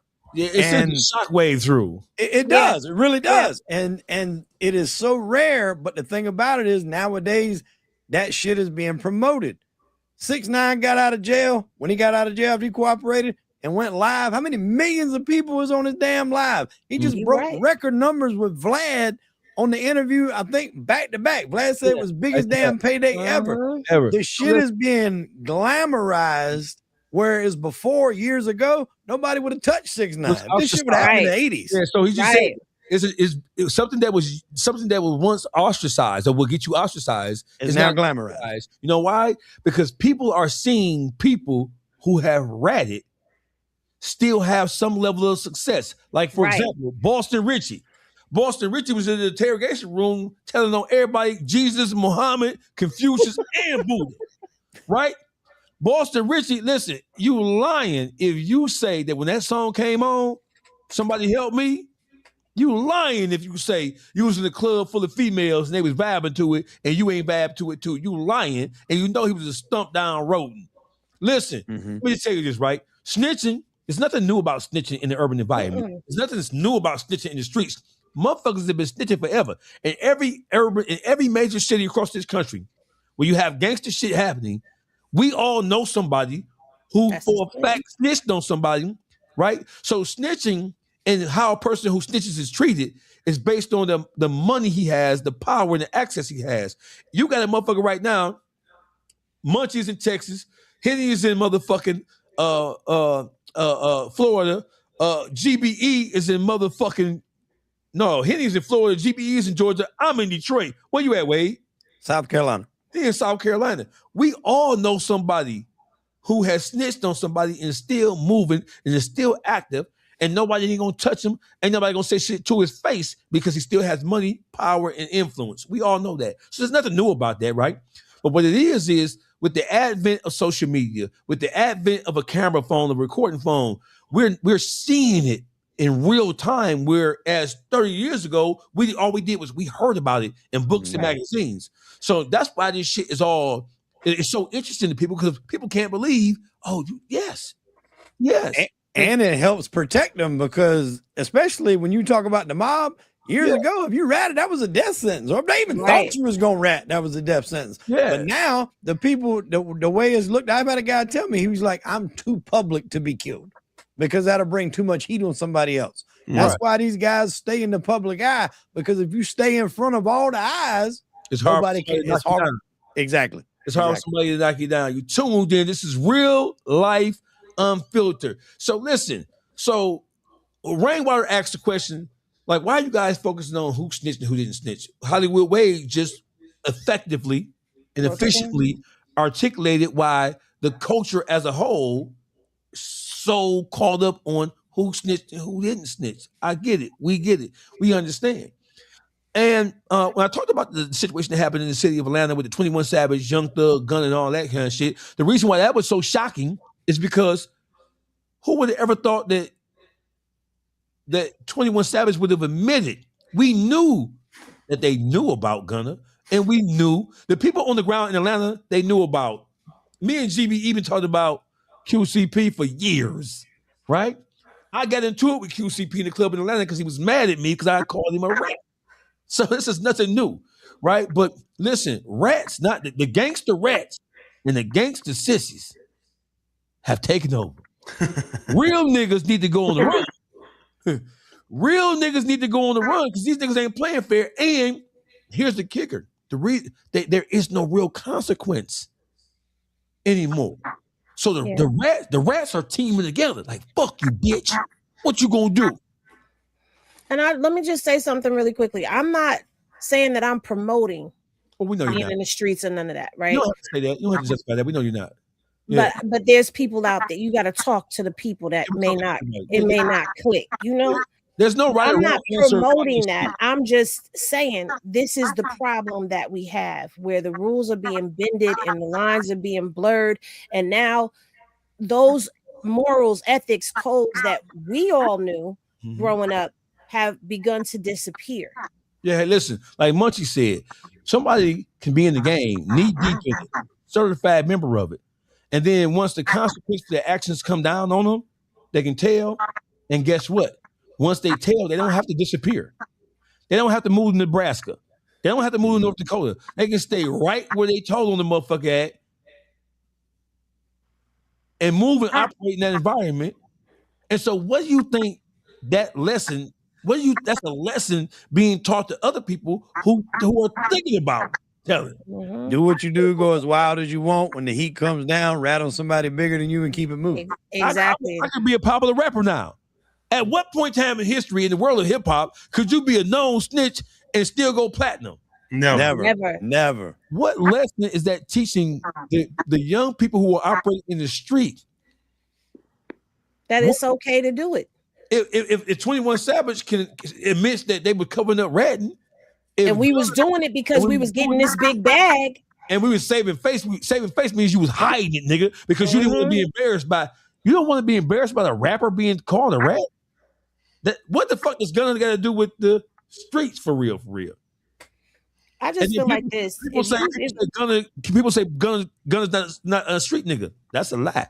Gunna is a certified Crip. Certified Crip. Yeah. Because he wasn't loud and boisterous with his cripping, don't mean that he wasn't cripping. Well, he wasn't cripping. Look who he ran to when he came home. Well, he ran right to LA, the big U. Right to LA. Because he was a 60. Right to LA. His whole set on the 60s. Well, and another thing you got to look out too for Dawgface is people that change history. So my man that was on there earlier, Rainwater, he mentioned like Frank Lucas being around Bumpy Johnson. Mm-hmm. Frank Lucas claims to be around Bumpy for 15 years. Mm. But Bumpy was on alive for 5 years when he got out of prison before he died. That's true. So obviously your math ain't mathing. That part. And that wasn't even, according to Bumpy's widow, the guy that was allegedly around him. I pulled up his name earlier because I couldn't remember it. It was Zach something. Mm-hmm. He was the guy that was really around at that point in time. It wasn't even Bumpy. The movie, when they done American Gangster, tried to put Frank Lucas closer to Bumpy than he actually was. Bumpy was actually from Charleston, where I'm at right now. Yes. And then he went to New York. Moved to New York. But that series, Godfather of Harlem, why it's great, and Forrest Whitaker does a wonderful job acting in it.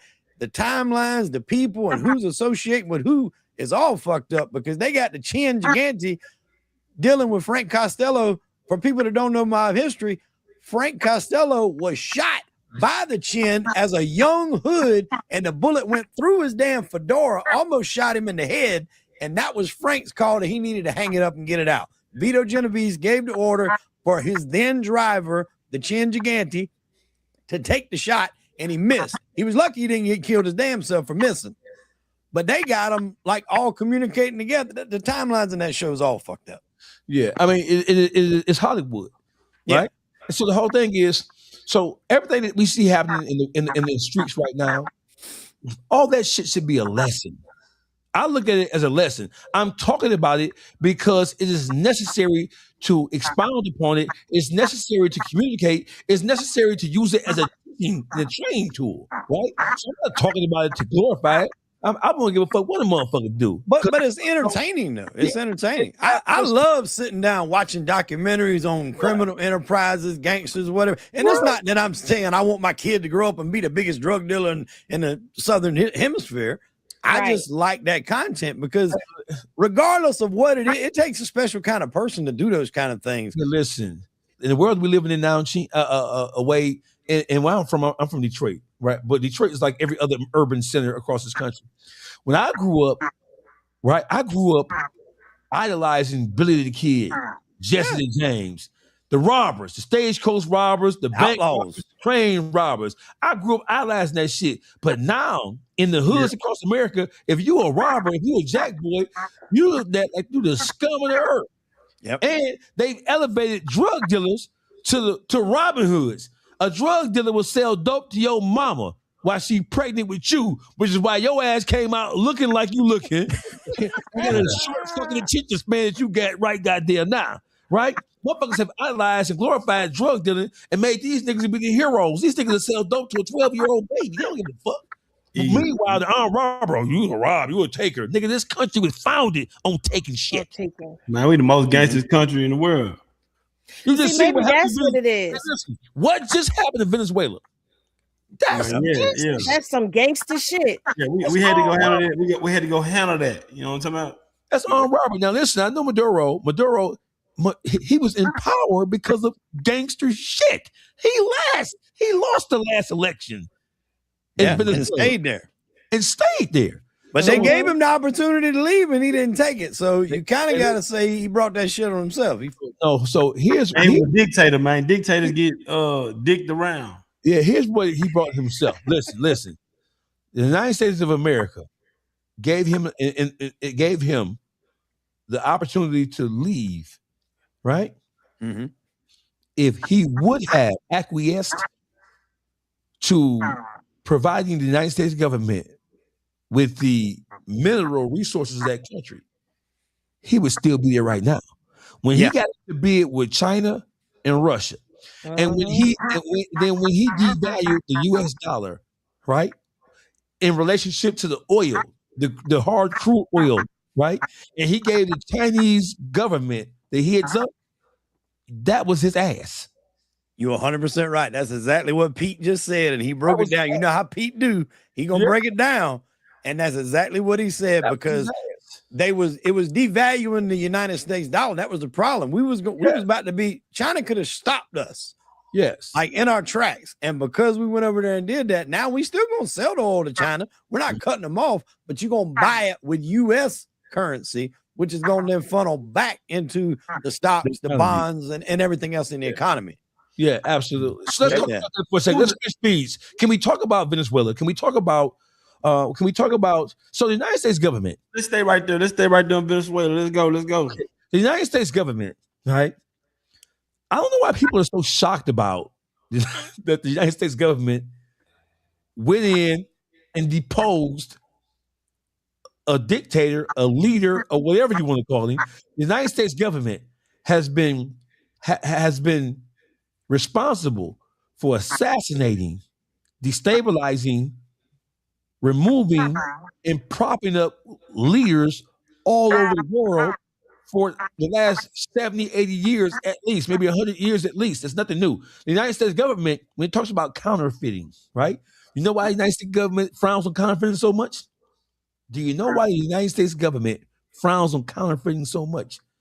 Because they are the ones who counterfeit foreign currency and flood countries with currency because the more you have of a thing, the less that thing, less value it becomes. Right? The United States government frowns on counterfeit money so much because they do it to destabilize. One of the things they use to destabilize other countries is they flood their country with counterfeit money, right? To bring the value of the dollar of their currency down, and then they move with operatives to destabilize the government inside out. When they can't do that, because if you think they were not CIA operatives on the ground in Venezuela, right, checking the temperature and then helping to frame the groundwork for that invasion, you a goddamn fool.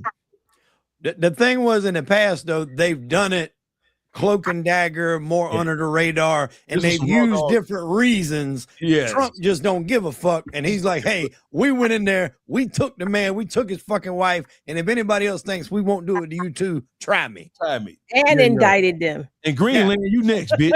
Y'all think y'all finna let China come to Greenland? Bitch, no, bitch. Hold on, because Colombia wants all the smoke now. Because he said, I'm gonna be right here. Hey, listen, Come and get me. It's our business though. It's our business about this oil though, about this oil and this money in the American dollar though. They trying to devalue our dollar, and they can't do that. We're not gonna let that happen. And they try to do it with the little BRIC situation of Brazil, Russia, India, and China. And now it was BRIC, now it's BRICS, Saudi Arabia. So right here's the president of Gustavo Petro. Hey Petro, Trump ain't who you got to be worried about. It is those neocon, super ultra right wing conservatives who have a motherfucking plan for your ass. You better relax, Playboy. What kind of plan this clown got for us? America, the strongest country in the world, man. You know what I'm saying? Over in what you call it, in China, what they do? Technology, right?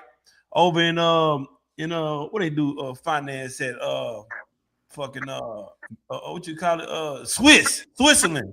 Swiss bank accounts. They're the biggest finance company in the world. Goddamn China, the biggest technology in the world. You know what we is?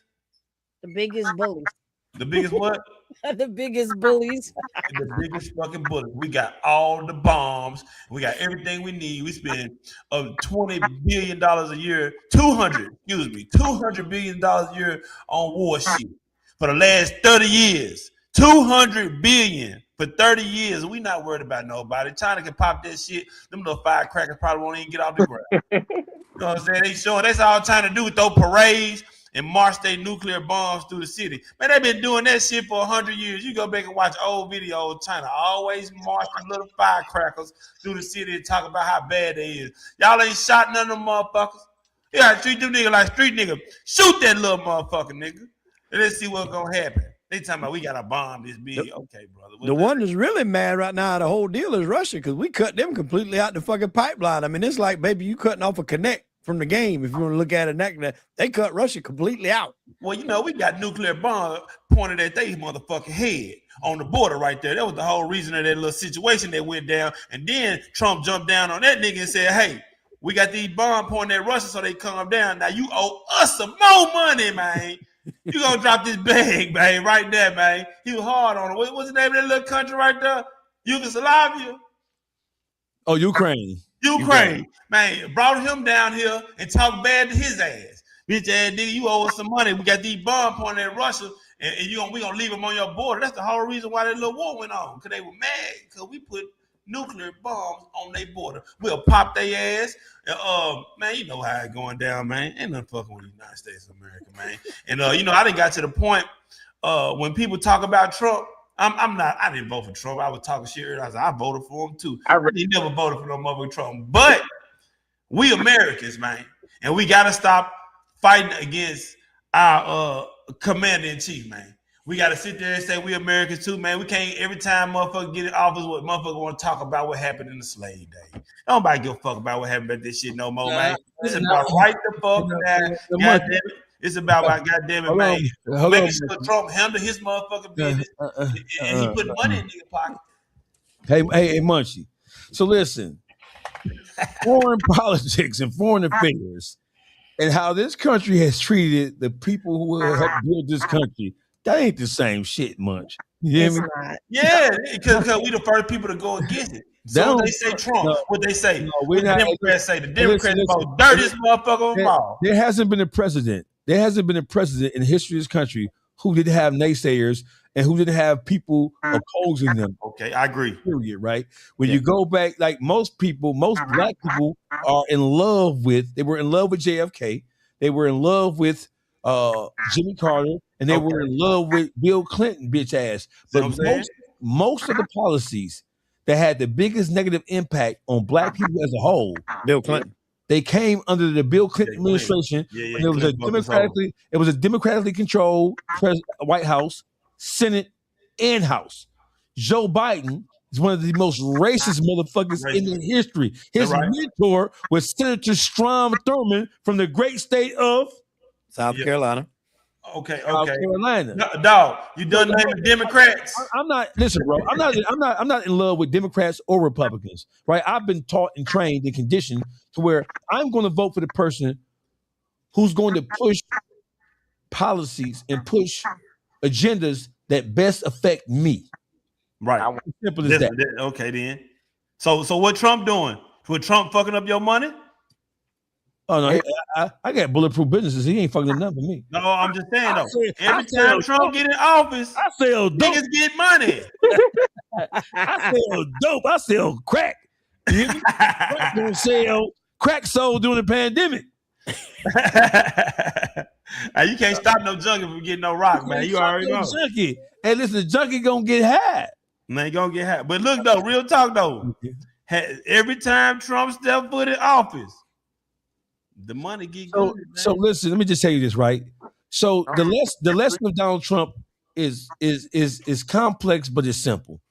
Donald Trump and the people who support him, the people who are really behind him, right? That is the underside, the underbelly of politics, and that's how it's always have been. Donald Trump, he's just not groomed. He hasn't been A&R'd. Right. We just mentioned A&R. Donald Trump became an artist without being A&R'd. He wasn't put through media training. Donald Trump need it. He declined it. He came in raw dog. But listen, but that's why he was so popular though. He didn't nothing that Donald Trump is doing is new. He's just doing it in an uncloaked, straightforward fashion. Exactly. It's refreshing to me, even though it's concerning. Right, but this country needs a Donald Trump to wake their ass up. Yeah, they needed Donald Trump because motherfuckers have been resting on their laurels too long. Motherfuckers have been disengaged from the political process for too long. So what Donald Trump and his merry band of motherfucking idiots have taught this country is Don't take anything for granted. Whether you black, white, green, purple, or blue. You need to be engaged. You need to be involved. That's It's true. as simple as that. Nothing that Donald Trump is doing is new. It's just that he's doing it in a raw, uncut fashion. I mean, people act like JFK wasn't literally in hotel rooms trying to work out deals with the mob, the Chicago outfit, to take out Fidel Castro because he was fucking up all their casinos over there in Cuba. Meyer Lansky, don't know. I forgot how many. I want to say 100 million. And back in those days, that was a lot of money in the casinos in Cuba. And Castro went and took the motherfuckers over. So the government and the mob had a common enemy in Castro, and they was trying to work together to take him out. That shit's always been like that. But like you said, Trump is just, he's going to be in your face about it. With Castro, above and beyond that, above and beyond him fucking with U.S. commerce, right? When it comes to fuck with the mob dollars, the mob controlled the White House. They controlled the House. They control the Senate through blackmail and through influence, right? Always been that way. The mob had the control that Russia and China now has because Donald Trump, Bill Clinton, Barack Obama, they was at Epstein Island fucking on them kids. Listen, Doggy, King Munch, UBE, Wade, I'm going to bid you gentlemen adieu because I'm being summoned. Okay. So thank y'all for having me up. I would love to do this again.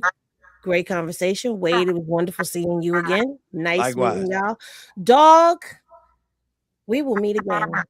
He's going to send you an invitation to the welcome home party, Henny, this month. I'm going. You go. I'm gonna go with you. I'm going to look at the niggas. I want to see who there. I'm gonna be sitting there with my phone. Hey, listen, man. So Henny's not the only one tuning out, man. On behalf of RealLyfe Unfiltered, on behalf of King Munchie and myself, GBE, Hollywood Wade. Hey, Wade, we need to do a show. We do. We need to do a show. We need to get back over here and pop our shit, man. I bid you all adieu. Love y'all. Good night. Bye. Salute.